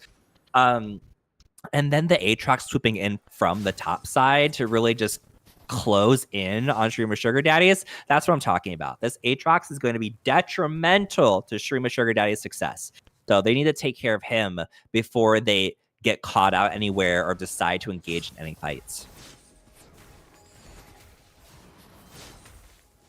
I gotta have a huge shout out to that Nefiri though in that last fight, getting to that back line. J9 doing such a great job. She just cut through the front line and found the full retreat, and that's exactly where you want to be as an assassin, just face to face with the enemy carries and just putting out so much damage before she was able to go down.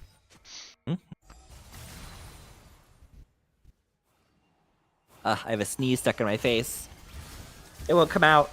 Laser, and then takedown, go into the Kate. Cheesy Bussy on this Lux doing so much work. Now whoever my Pop-Tarts wants to try and save the support, putting themselves in harm's way, but the carry Lux still, unfortunately, also going down to Dovahkiin. It was not enough. They were trying to help their true carry Lux there. Yeah, Kate and Lux are both out here looking for kills because they're so ahead, so I understand the greed a little bit. But if you don't have your Mumu standing right in front of you, you're gonna die. Oh, that was just like oh, it's gonna be a Baron. Garen is doing the right thing and doing a split push, but it's not gonna feel as good if your carries are getting caught out by a little CC, which ends up in losing 1 or 2 people, because then he has to get back. He gets pushed back. Like now he has to go take care of this Baron, which I think he might just die for because he just gets locked down so hard. And Baron does go to Piltover Party Girls. Yeah, and they killed 4 people.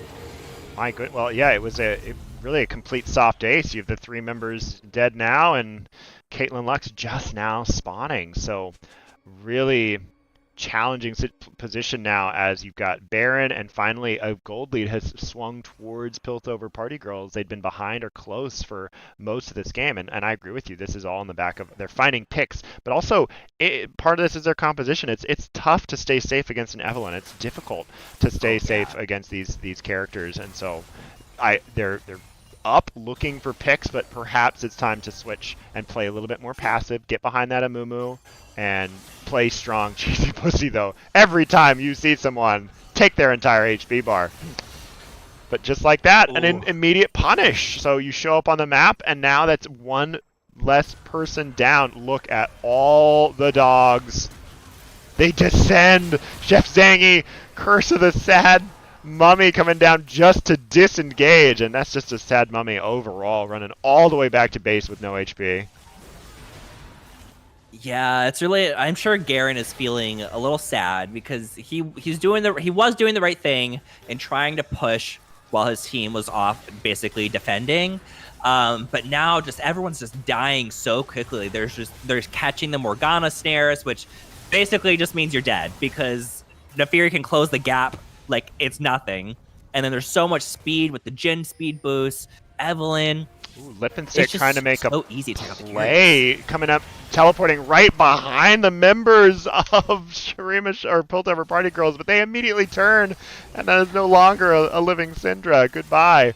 Final Spark only doing a fraction of Dovahkiin's HP. The siege has been immense so far and continues for Piltover Party Girls. And the pace of the game has just gotten so fast. Like, it was pretty steady for the majority of the game. But in the past, 6 minutes, it's just been win after win after win after win for Piltover Party Girls.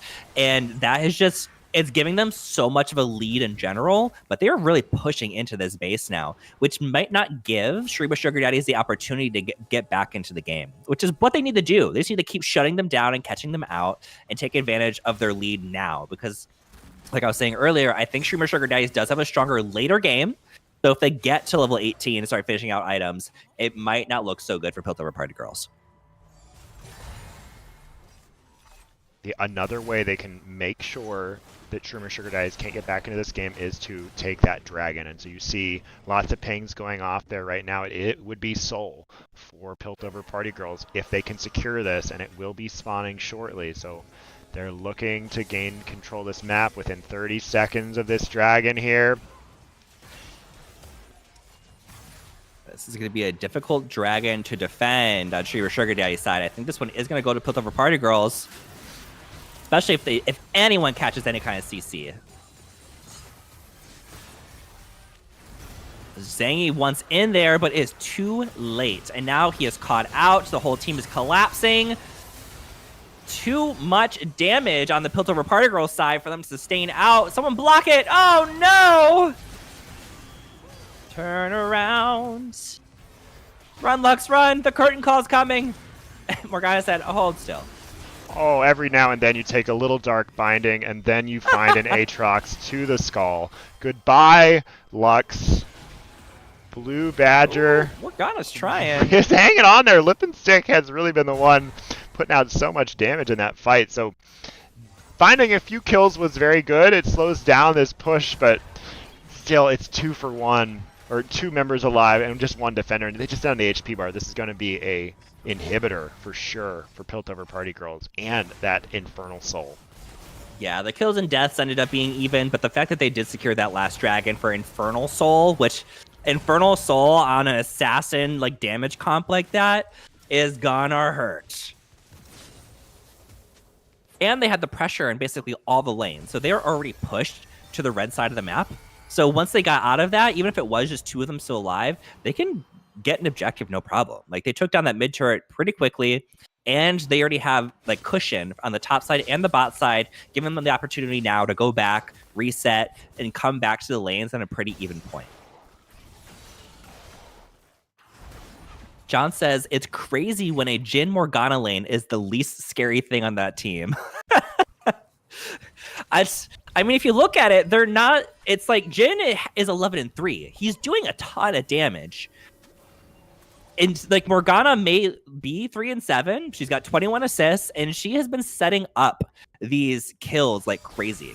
Just catching out anyone stream of Sugar Daddies with 1 snare means death. And then that death usually means 2 more deaths. And then it means losing an objective. And it's just been such a crazy chain of events. John also says, I'm so scared by Arena Nefiri removing 10,000 HP with 1 rotation of abilities. Aatrox is Aatrox, and then miss perma invisibility. Yeah, their team is a little dangerous right now.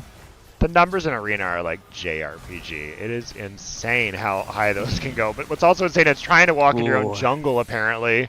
And that is going to be 1 down. That means the smite is down as this Baron's coming up. Sour Sam trying their best to push into this bot lane and make something happen against Neferi. So it has pulled a very scary member onto this side of the map. No smite, though. That's nuts. That full damage Garen was not able to take out a Neferi. Neferi is an assassin. He is built full assassin, and he still was able to tank a Garen. Curtain call doesn't land, but they did get the Baron there. That could close out the game. So we're going to take a little reset, maybe go stop that Garen, and then we'll go try to win the game. Oh, big damage being returned, though, to Clover Queen. John says, was that barrier on Neferi or just an absolute ridiculous Eclipse proc? Does Neferi have barrier? I can't see. Oh, somehow I think I got rid of the summoner spells, and I don't know what key button to press, so... Tab? Maybe? I don't know. We'll have to check it in post screen. No worries. Yeah. I wouldn't be surprised if it was barrier, but because that was a really fat shield. I saw that too.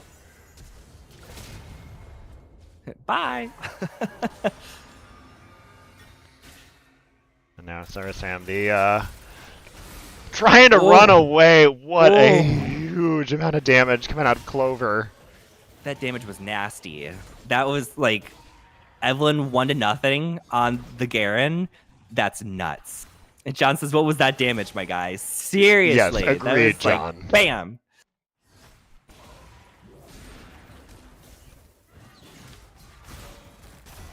Chef Zangy trying to dodge, duck, dip, dive, and dodge, but it's very hard to get out of that Aatrox pullback when it's covering your entire jungle. Go, doggo, go. Evelyn goes down. Neferi trying to make up for it. The only assassin standing. Big damage from Kate from not enough. Ooh, the laser, the curtain call. Ult's getting thrown everywhere. Aatrox going in for the kill. Holy cow, the damage. Oh, the flash out of the pullback. Man, that sustain on Aatrox is nutso. But now they are in their base with the Baron buff. This has got to be game. And that may complete the comeback down for almost 30 minutes of this game, finding their rhythm, tying it up, and then ending on a 10,000 gold swing. Big help from just the mid game, finding picks. That was a huge, huge key for Piltover Party Girls.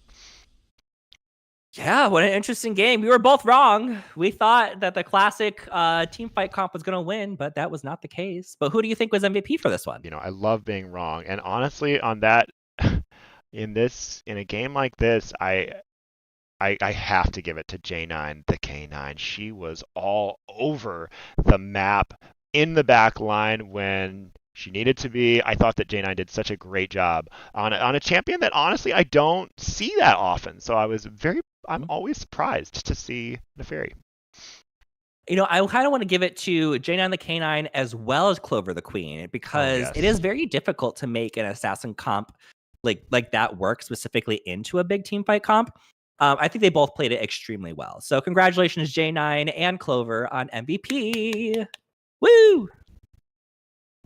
Now we go on to game 3, and everyone's already here. Oh my gosh, it's just like a lightning round.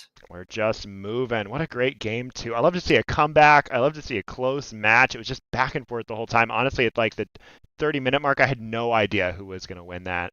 And so it just comes down to who is going to play that one better. Storm said, "Oh, we're streamed. Oh, you're streamed. All eyes are on you. You must perform." And Vibros Gaming said, "GG." Oh, and look, we've got John in this game as well. Let's update the headers and see what team is taking on Shrima Sugar Daddies. John said, "Int mode activated." Yay, inting. See, Mystifer, Dr. Fox PhD, Tender Kitty, John, and Storm. All very familiar names. And this week, members of Bilgewater Babes. Bilgewater Babes. I wonder if we're going to see Tender Kitty on the Ari, or maybe the classic Lilia. Oh, a classic indeed. Some John Smolder would be cool too.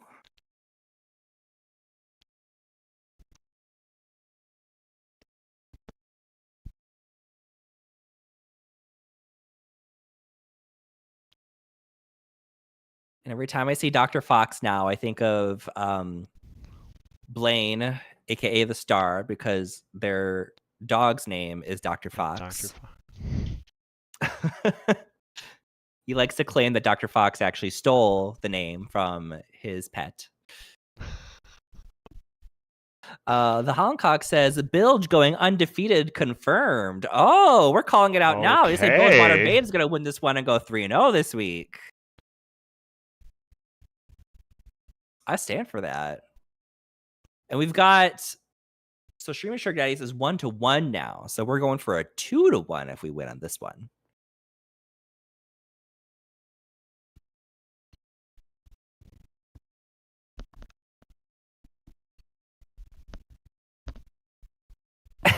People and their chats in this game. Wow, hi bottom. I mean, bad word. Why do no bands? OMG stream, cover your eyes. How do I? Doo-doo-doo. Just sort of.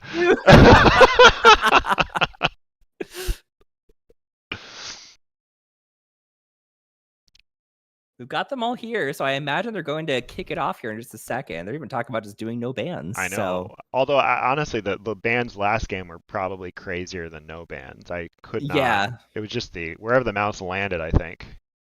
They're really just like, Zangy can't play his champion, and then other than that, we don't care. Yeah.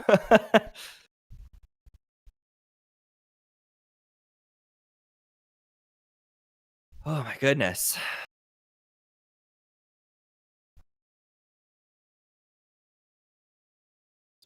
I'm trying to like keep up with their chat, and it's too much. It's just moving too aggressively It's here. I too think much. I'm getting the feel like these teams are ready to play. We should be in here shortly. Here we Shurima Sugar go. Daddies, Bill's Water Babes, game number 3.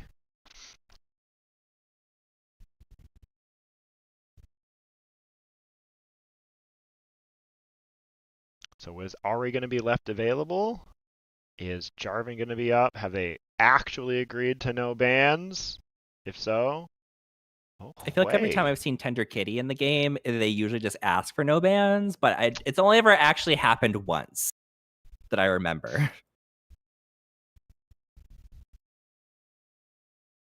Well, the Jarvan comes No down, way. so they're probably going to have to handshake something away. Yeah, I mean, no one's ever gonna let Zangy play unless they're cheesing and want him to play it. Not a problem. Okay, so I'm seeing valid bans coming through, so I don't think it's gonna be a no ban game. Yeah, absolutely not. Sour Sam's No Garen, a comfort pick up there against Sour Sam in the top lane. IP to Bread said late High Life raid. Thank you. Woohoo! Oh, perfect. Game 3 High Life raid. Mm-hmm. Come right in time for the action. All the action. That's someone I haven't seen in a minute. Akshan? Nope, no Ari. I wonder who Tender's gonna play then. Do we get to see a classic Lilia game from Tender Kitty? They'll play Lilia anywhere. Maybe Tender's not even mid. Who knows? Vigar first pick. Interesting. So we're going scaling. Yeah, we'll see, or we'll send it to the bot lane. We've seen one right. support Vigar win already. Support Shirelia's Vigar. My eyes. Maybe we'll get like a Nasus and an Aurelion Soul. Maybe a Thresh. Just all the scaling. Senna. A Rel. That's someone you don't see every day. Stranger to the stream. I'm here for it. Okay. Can be. She has fallen so out of the meta. Yeah, which is interesting with Kaisa very strong and Kaisa Rel, a great duo, having the ability to sort of instantly get all of those plasma charges just immediately stacked up, and which is a lot of damage for Kaisa. So I don't know if maybe they're angling it towards that way. Usually you would pick them together here, so they'll probably wait and see what the bot lane of Shurima Sugar Daddies is before they actually lock in that ADC. Mm-hmm. Who's it gonna be?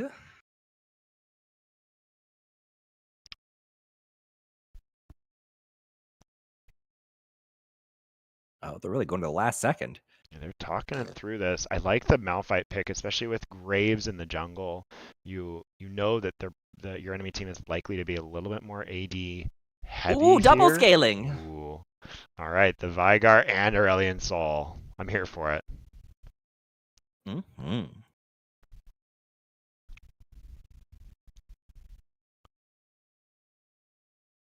Now, what is that answer going to be?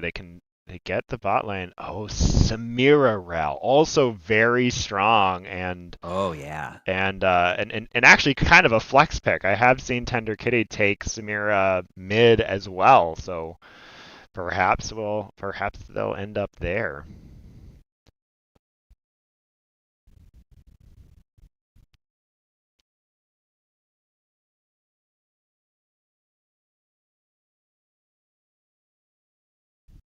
Aw, no Moo.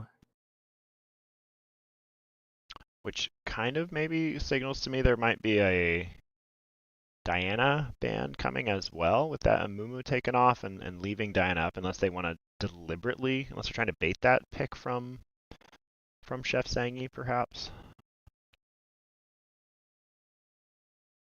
Yeah, Jin. So Diana's still available if that's what Shrima Sugar Daddies wants.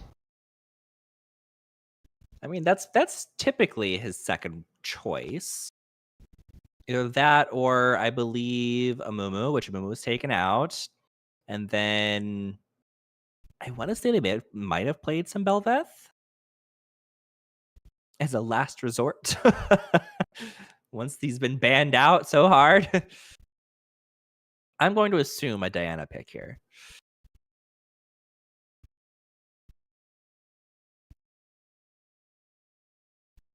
Got double AD so far on Bilgewater Babes, so I'm curious to see if any AP comes through or if we're just going full AD. Okay, a Zach, that can be played some AP. And gives them a little bit Wait, of tankiness too from that Graves out in the jungle. What are we waiting for? Zach and Graves, who's going jungle? I think this could be Graves jungle and Zach top. Zach definitely can play Okay, top. Has a ton of sustain up there with those blobs. interesting. All right, all right. Is Taking it into the Zhang Malphite. Zhao for Zangy here? We have seen him play Xin Zhao. That's right. I've always had my opinions on Xin Zhao. I think he's in a very weird place. I don't love him, but I think we've seen him pop off once, maybe twice throughout the many seasons of CMSA. So maybe this will be one of those good times. Well, for Shimmer Sugar Daddy's sake, I certainly hope so. And okay, so Talia being considered here for Bilgewater Babes. Ooh. Okay, okay. What are your opinions before I go Wow, into mine? interesting. Both teams have, I think, drafted some very solid teams for themselves. Honestly, I starting there on the left with Shrima's Sugar Daddies, they've got scaling, and they also have great. And they have some early game kind of coverage with Xin Zhao. I think that's where Xin Zhao and Zhang are really going to excel. So buying time and space for this for your mid lane Aurelion Soul to scale. I also think, I mean, yes, Vigar Ezreal is going to be kind of weak in lane, but it's going to be very, very good at never having to interact with Samira Rel. So it's going to take a lot, definitely flashes, for Samira Rel to actually get on top of those two and to stay on top of those two. So yeah, I like their team. I think it scales really well. That being said, I think I'm more so on the side of Bilgewater Babes. They have this Rel Samira, and talk about just everyone wants to get in there. Talia can dive into the back line. Zach gets to dive in. If they get ahead, it's just going to be murderous. The amount of damage that Samira and Zach and Graves and everyone gets to just put out. So I'm looking for an explosive mid-game fighting composition out of Bilgewater Babes. Yeah, when I'm looking at it, Bilgewater Babes does look scary in the sense of all 5 of them can really get in there, which you always want that. If you're going to go for a dive comp, you want everybody to be able to dive comp. You don't want to have to like leave somebody behind, like 1 or 2 people behind. So I appreciate that about the team comp. And I think it could be successful. I think the only reason why they wouldn't be able to pull this off pretty easily is if they're too aggressive early on. Like you were saying, like Vigar and Aurelion don't really have to, and Ezreal even, don't really have to interact with Bilgewater Babes so much because they get to hang back, they get to farm, which means they're probably going to be pushed into their turrets a little bit more, which gives Chef Zangy on the Xin Zhao more opportunities to gank early. Now, it is Xin Zhao, and Xin Zhao I don't feel like is very strong early game, especially if you don't have big follow-up with that. So his ganks could turn into favorable for Bilgewater Babes. So I think it's actually really, really dependent on how the Xin Zhao ganks work and if Shrima Sugar Daddies is able to follow up with the Xin Zhao ganks appropriately. So if it works out the way that everything should, which we know in League of Legends, most things don't go the way that you assume, then I think they should be fine to scale into their later game and win this. But if they stay passive and they're not able to get those ganks off and really cancel out the early aggression that's going to come from Bilgewater Babes, then I could see them sinking very quickly to the extreme damage that's going to be flying out of Samira, Graves, Talia, and just the immense lockdown from the Rel and the Zac. It's going to be a lot to handle if you guys don't get to scale as quickly as possible. Well, and one of the things you mentioned when you're talking about dive composition and looking at what Shreem of Sugar Daddies has crafted, it is very, very good against a dive. Xin Zhao gets to push opponents back. Malphite gets to just stop people from advancing. Vigar, the event horizon, prevents anyone from walking any closer in a particular area. Ezreal, great at disengage.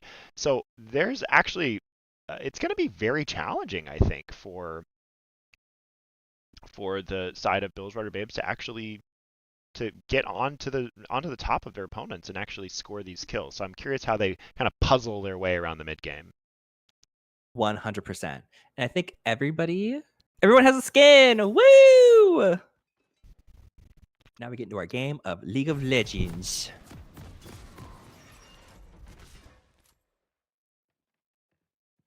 Go ahead and grab another beverage while we're loading into this one. Be right back. Oh, you missed it in game one. There was not an invade, so unfortunately you didn't miss that. However, in lieu of the invade, everyone went mid and just had a dance party. And I propose that every time you have two options in the league. I feel you either have to invade or you have to dance party. Like there really should not be a third option. I don't think I've seen a single invade this entire season. Am I wrong? We had one? Certainly not many. Not many. If there were, I don't know how memorable it was. Yeah, I think there was one time that 3 people attempted to kind of do one, and then they got shot at from one of the bushes, and they were like, "Just kidding, never mind." Yep, sounds about right. The back up says cough. Was that you guys?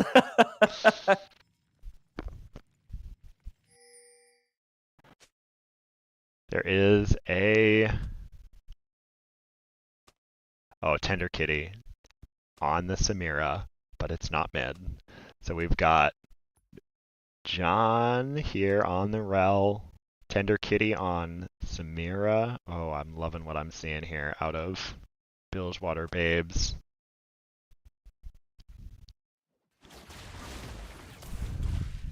Oh, so that is another support Vigar. I wonder if they're going to go the AP Vigar or if they're going to go another Shirelia's Vigar. It is the same support Vigar, though. I think Cheesy Bussy was the support Vigar the first time. That's okay, correct. Okay. So very likely to see more of a supportive style support Vigar, not going for that full damage. It's full damage Lux support Vigar. Storm. Man, big fight going down early. Up top. And also, Zangy, why are we here? Flashing forward is John here on that rail trying to chase down this Aurelion Soul. Lick and Stick just running away, though. So yeah, I don't know if the choice was correct in being that aggressive as Xin Zhao going into the enemy jungle, basically by yourself, so early. Is so dependent on Xin Zhao being successful. I don't think risking it for a potential kill would be ideal. Thank you for following, not Nintendo John. I was like, that's not what I was trying to say. Nintendo John. Oh, I love these animations. Unicorn. Ignite going down. It's still ticking. First blood. Cell Division gonna bail out Storm there. Wait, my Pop-Tarts and Cheesy Bussy Jr. just gonna be sieging into this bot lane. It's very challenging for them to get onto the side of Shreem of Sugar Daddies here, and Tender Kitty knows it. Starting that call, so not perhaps looking to fight early, just wants to kind of get that call, ride it out until level 6, and then start the all-in drain in the bot lane. Mr. Raccoon says, Nintendo John, I saw you join the server recently. Welcome. Oh, I did see that. Hi, Nintendo John, and welcome to the server, and welcome to the stream. Like I was saying when we started this, that Vigar and Ezreal are going to be passive, but they're the ones being aggressive. They're like, come here. Well, and a lot of that was the early move here by Xin Zhao to make sure that, look, you have to bring your rel over, isolate that 1v1, but look at this. Xin Zhao, or continuing. Chef Zangy all over Dr. Fox's jungle. Doesn't want to let anything go without a fight. Knows that he wins that 1v1 and takes down Dr. Fox. Mystifer moving over. No mana, though, available, which means auto attacks will have to do. Lick and Stick now arriving as Aurelion Sol trying to take on this Talia, but there's just no more damage available. John, hello, arriving as well. Means Lip and Stick goes down, so 2 members fall. What great aggression here coming out of Zangy. And buff transfer complete, giving double buffs to the Talia in the mid lane. Nintenjon says, thank you. I saw something in the Discord about going live on Twitch, so wanted to support. Thank you, Nintenjon. And we stream pretty much every day. We have League of Legends every Tuesday, but we've got games going on all week. We got like Dungeons and Dragons, we got Fortnite, we got Overwatch, we believe Valorant's being played. I always forget one. What's the one I'm forgetting? ARAM? ARAM, Fortnite, Overwatch, League of Legends, ARAM, Dead by Daylight, Dungeons and Dragons, and Valorant. Valorant. Those ones. Yep. I was like, I know I have a list somewhere. Well, Dr. Fox PhD recalling, probably a little relieved to finally have a red buff uncontested Storm, though, going a little close to that turret, losing a lot of HP, hasn't fallen quite yet. Zangy in the mid lane, trying to get his buffs back. Mystifer secures one. This time having mana, will knock back Chef Zangy, but will pick it up that lance. Just enough damage to take out Mystifer and reclaim those buffs. Thank you very much, and now we'll follow through to the bot lane. Buff transfer complete. Great, now we're at 2-4. Objectives are just starting to be claimed now. We got Xin Zhao working on the first dragon as Malphite goes down. I mean, Malphite takes down Zach. Oh, but that means Graves is not taking the grubs in exchange for that dragon, and he goes down as well. Oh, a huge win for Sour Sam there, getting 2 kills in a 2v1 and crashing a big wave. But I hold that thought as Tinder Kitty now trying to put down the hurt onto Cheesy Bussy. And we'll claim that kill. Now turning back to Who Ate My Pop-Tarts. 1 down. No 6 yet for this Samira. The Infernal Trigger will have to wait. Samira now walking away. Barrier was used, though, by Who Ate My Pop-Tarts, who's splashing forward and trying to collect. You have Xin Zhao also arriving in that bot lane, but it's not going to be enough. That was huge for Stream of Sugar Daddies. Yes, they did lose 1 in those fights, but the fact that they were able to secure the dragon and take down 2 in the top side, that's a huge flip. They really want that Samira. She's like, give me 6, please. And they're going to bring over Mystifer as well to try to catch Zangy. They've figured this one out. They do take down Who Hates My Pop-Tarts, though, and Mystifer claims Zangy. So it goes 1 for 1 after all that waiting. 6-6. And they are fighting over these grubs. We do have 1 going to Graves, but Malphite's like, I'm going to take some of these from you. You can't have it for free.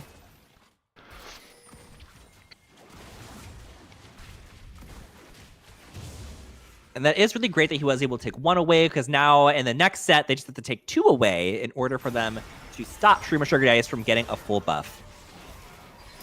Just keep breathing and breathing and breathing, and he's out. A surprising amount of damage against that level 6. Not quite level 6 himself was Dr. Fox on Graves there, so could not finish it off with that ultimate. We're getting some plates in the mid lane, getting a little bit of extra gold for the Talia, who is nearly 20 CS ahead of their Aurelion Sol. And 2 stacks on their, God, what's the item called again? I never buy it, so I never remember what the name is. The ring? The ring. Dark Seal? Dark Seal, that one. I don't have the gall to risk it all on buying that, so I don't. I don't trust myself to carry.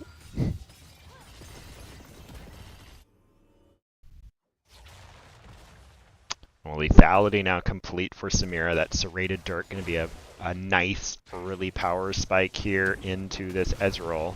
So we'll see if we get to look at that action. But right now, all of the trading blows is being done by Sour Sam and Storm here in the top lane as Sam continues to just diminish the HP bar of this Zac. Yeah, Sour Sam is doing a really great job at just like, I don't understand how he still has mana. He's slamming abilities, putting so much damage on this Zac. which in this matchup, I would think Zach would be winning because he's more of an AP champion going into a Malphite who is an armor champion. But now both of them have the Cinder, so they're both just going straight tank. Okay, now he's got a little bit of armor, which will be great for the Samira and the Graves, but you do also have Zach and then Talia. I mean, Talia's really going to be the only AP in their team. So I guess armor's great. Zangy coming in for the aggression. He is 6. Arriving in the bot lane. Incoming! Or Zangy arriving in the top lane as you see this Graves, Dr. Fox looking for something in the bot lane. So difficult here to gank and Ezreal. Things are coming down. Hope the games go well. Fantastic commentary and casting. And thank you for the warm welcome. See y'all soon. See you in Nintenjon. Appreciate you. I love the spinning penguin from the Graves, the smoke screen.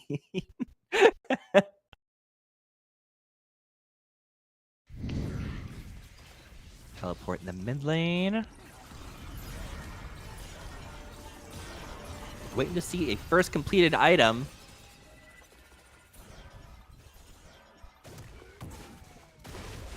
Whoa! Oh, Storm finds Sam under the turret, so taking a little bit of HP there to kind of even it. That's got to make him feel a little safer. But one person who doesn't feel any safer is Dr. Fox Zangy once again back in this jungle and says, I've got a level lead, let's go. Talia also going to quickly arrive, forced to flash, but Sour Sam will pick it up now. Coming back, though, with that unstoppable force over the wall. Mystifer just barely going to get away. Zangy continuing. Mystifer going to live there. Sour Sam flashing, going to try to pick it up and does claim it. A complete rout. 3 members of Bilgewater Babes now seeing gray screen. Oh my goodness, what a turnaround. You know, that first invade on Zangy's part definitely had me nervous that Zangy might be a little too aggressive this game, but it's now paying off tenfold. Although Zangy might be going down here, that's a lot of sustain on the Zac, and he secures it. Mr. Raccoon says, rip at John. Ripperoonies, pepperoonies.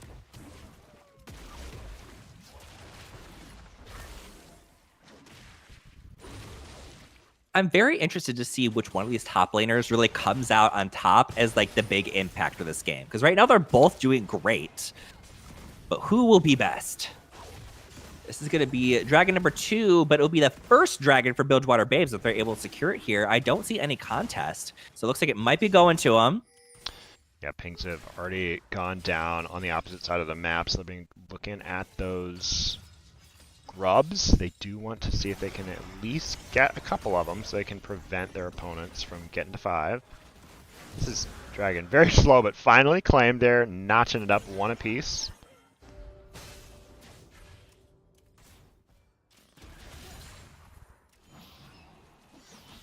The grubbies are up. Yeah, Storm doesn't want to let this go for free here. 1 down.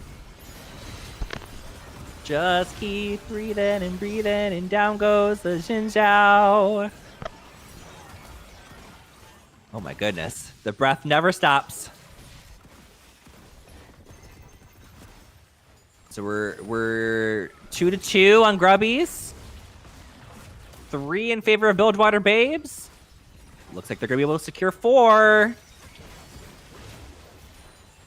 4 grubs for Bilgewater Babes. That means they get a buff. It doesn't feel good to be Ezreal going into Samira, who could just spin block your ultimate. Yeah, I mean, Tender Kitty has been down here in a 2v1. They've known Rel went up top to try to support on the other side of the map, but they're unable to really do anything. You saw that one stun land just taken away by Samira's ability there. So great job doing the 1v2 and just trying to hold out for that call. Yeah, and maybe she's not getting fed, but Talia is 5-2, so someone's getting fed. Tank fight.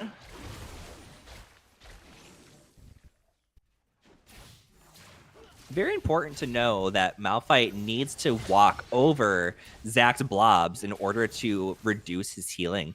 And I did notice in those past couple fights that Malphite did have intention behind stepping on those, something that a lot of people forget, including myself. And down goes Samira, not able to save herself with the spin, and they get to walk out scot-free.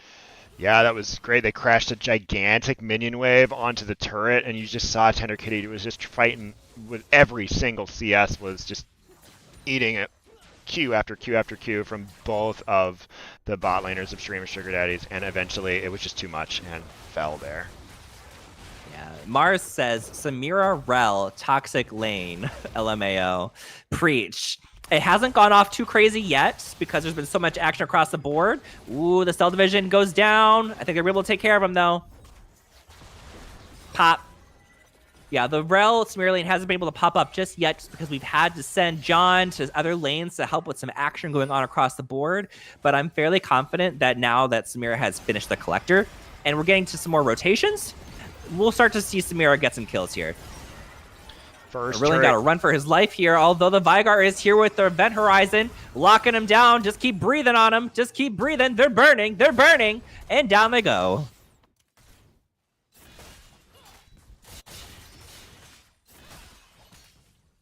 Mars says Collector, LOL. Yeah, Collector done, and that call now fully farmed. So look for, and Samira loves these mid-game fights. Tender Kitty very good at navigating team fights with Samira, so I'm excited to see this next dragon fight, these next few objectives now that the bot lane is done, now that mid lane has been opened up, and both teams get to move around the map a little more freely.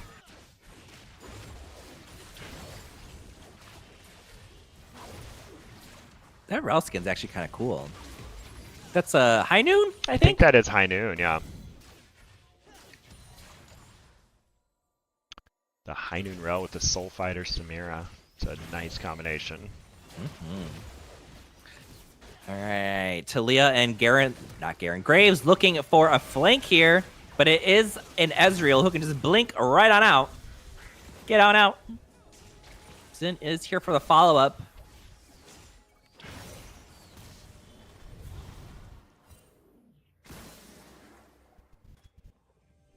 Licking shtick. Oh, what a game. 27,000 apiece. Dragon coming up. Both teams just trying to stay close. Right now, the Vision Edge definitely, though, going over to Bilgewater Babes. They've committed hard for this fight. They've got, count them, 6 wards down there on the bot side of the map. And that means they know that there's no flank coming in here. Tender Kitty is in the middle of them. Will score that kill. Looking for a reset, but Malphite will come in. Unstoppable. Pop-Tarts pops the first one. Graves going down. Pop-Tarts now forced to flash away. The fight continues, and it is Shurima Sugar Daddy's on the run. Tender Kitty now in the middle of 3. Cannot get another Infernal Trigger going, though, as Cheesy Bussy Jr. and Event Horizon arrive to turn this fight around, and now it is Bilgewater Babe trying to fear. He turns back around, can't quite finish Pop-Tart. You're insane! Oh my goodness, what a play for Shurima Sugar Daddies. That definitely gives them full control. They get to take their opponent's jungle. They take this dragon. Man, Bilgewater Babes threw everything at that fight. I thought they were going to have it. They got an early reset onto Samira, which is usually what you want to see, but unfortunately, once Tender Kitty went down, there just was not the damage to take out anyone else, and the disengage from Shurima Sugar Daddies is very challenging for this team to use. Yeah, I mean, Aurelion Sol got caught out hardcore. So he was basically just bait, though, because he was like, Bilgewater Babes collapsed on him so quickly and so efficiently. But Shurima Sugar Daddies was able to reposition so fast that they just turned it into their favor, like, immensely. And then the fact that Zach just was, like, greeting for that last kill just really closed it out and made it, like, a huge win for Shurima Sugar Daddies there. John arriving, trying to turn that around, getting the remount up. Infernal Trigger comes through. Dang, getting executed by that Collector, but you've got that Malphite ready to be an unstoppable force and pick one up and make it 2, because Rel also is there to fall alongside the AD carry. And now, Storm, you are in the middle of the storm here, as the rest of Shurima Sugar Daddies are going to take you away from there. And now they're just ready to take on this mid turret.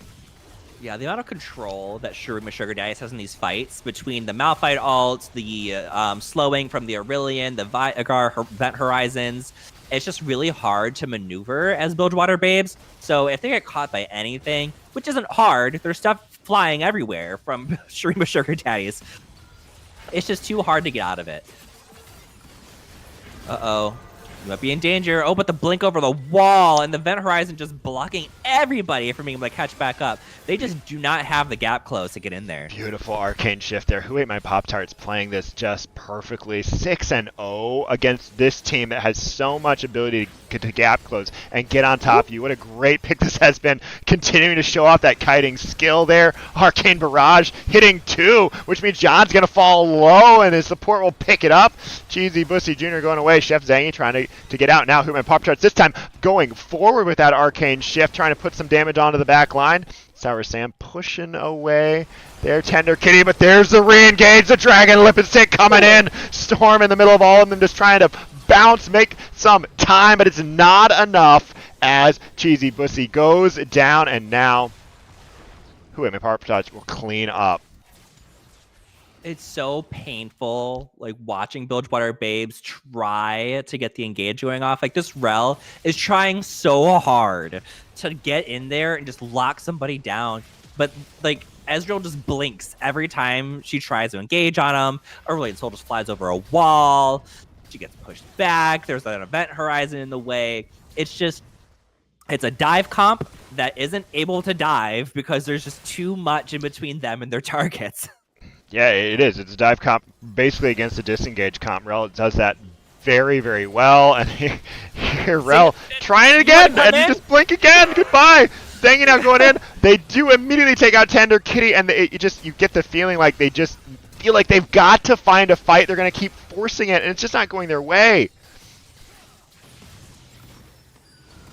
I don't know what they can do to come back here. Just like every single source of engage, they're just like, we don't care that you're trying to come in. We're going to go the other way. And just create space and keep kiting and keep kiting and keep kiting until you're dead.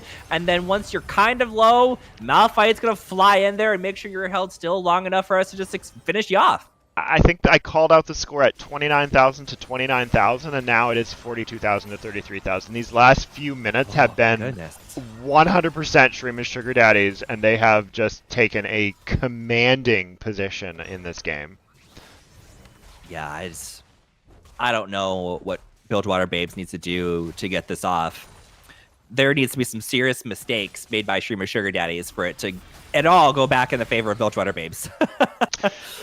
I honestly feel like Rel just needs to stop. Rel just needs to understand that she's not going to be able to engage and maybe like wait until they are engaged on by the Malphite or like the Xin Zhao, and then just use their abilities to peel people off.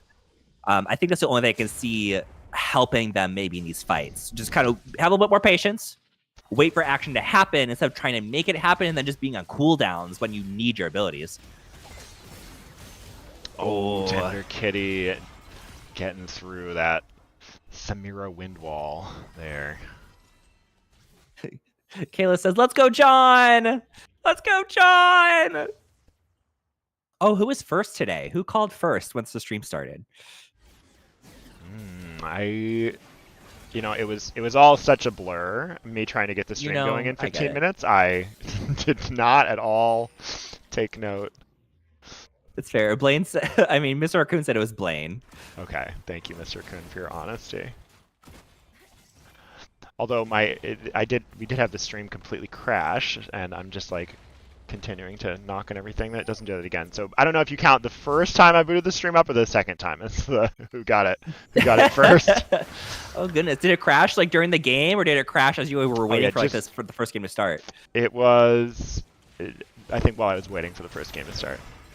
Okay, at least it wasn't during the game. Yeah, didn't lose that. Tender Kitty looking to try to find a kill here. Does get away with their life for the time being. Okay, this time John and Dr.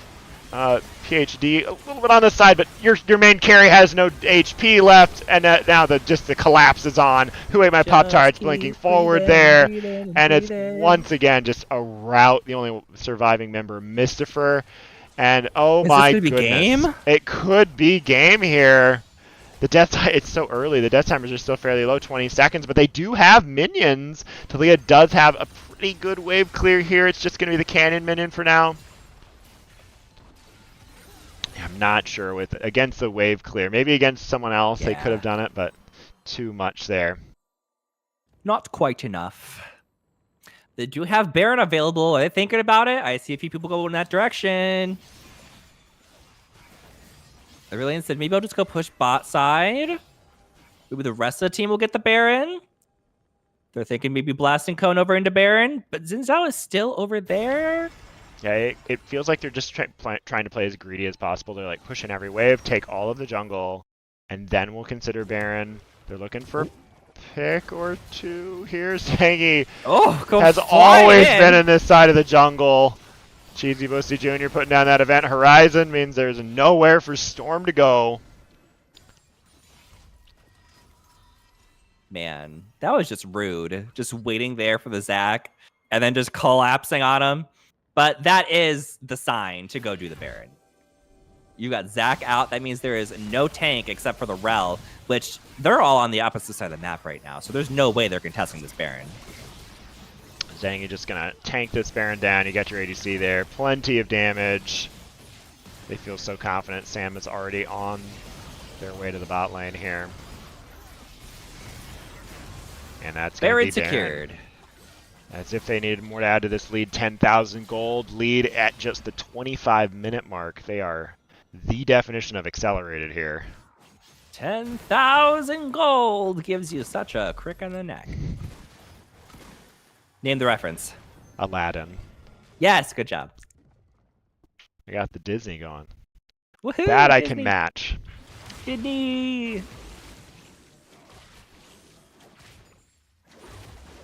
I did send you the link to the Demure TikTok. Yes, in a direct DM, so you have to watch it. I will for sure watch it as soon as I end the stream. I'm Perfect. Just not touching it's just the anything. first 30 seconds. The rest of it, I don't know what that is, but okay. The first 30 seconds is the actual clip.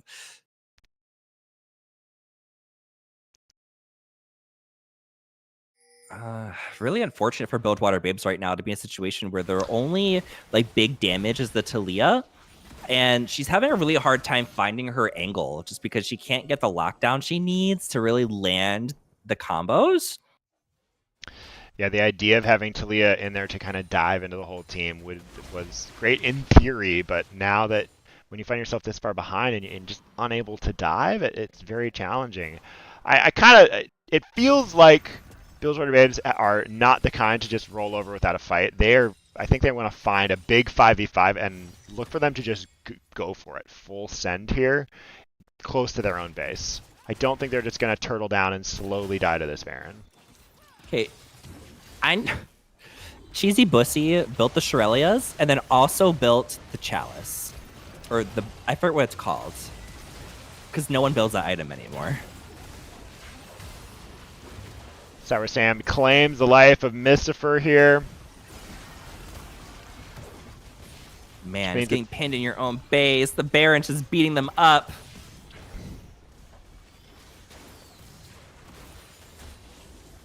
Four surviving members. It is a 4v4. They did find Sour Sam, so there's no malfight. There's the full send. John going in. Does catch two there. Dr. Fox trying to follow up, but their HP bar is nowhere to be seen. Live and Stick now turning around. Cheesy Bussy moving up alongside who? Wait, my Pop-Tart! They have taken this fight. Only Storm remains. They are on to the Nexus. Ooh, Zac trying to get some kills, but he is stuck in the baby cage. He's burning. Down it goes. Cell Division got 3v4. Cell divides for what probably is going to be the last time. Talia, you've got wave clear, but not against these Baron minions who ate my Pop-Tarts. Flashing and burying, make sure that keep that KDA preserved. 10-0 there for who ate my Pop-Tarts as the Shurima Sugar Daddies claim the Nexus, denying Bilgewater Babes a 3-0. Oh my goodness. What a game. What is the name of that item that Vigar has? Not the Shirelias, the other one. Oh, yes, that one is barely built. Mikhail's Blessing. Mikhail's Blessing. I was like, gets what? rid of that CC. Mikhail's Blessing? I mean, he did fine. He was, what, 9-1? Like, he had still had 21,000 damage, which is more than most of his team and significantly more than the enemy team. So it's Vigard, like, the scaling I get, but, oh my goodness. Well, what a build. You know, Cheesy Bussy Jr. figuring out how to play the support Vigar 100%.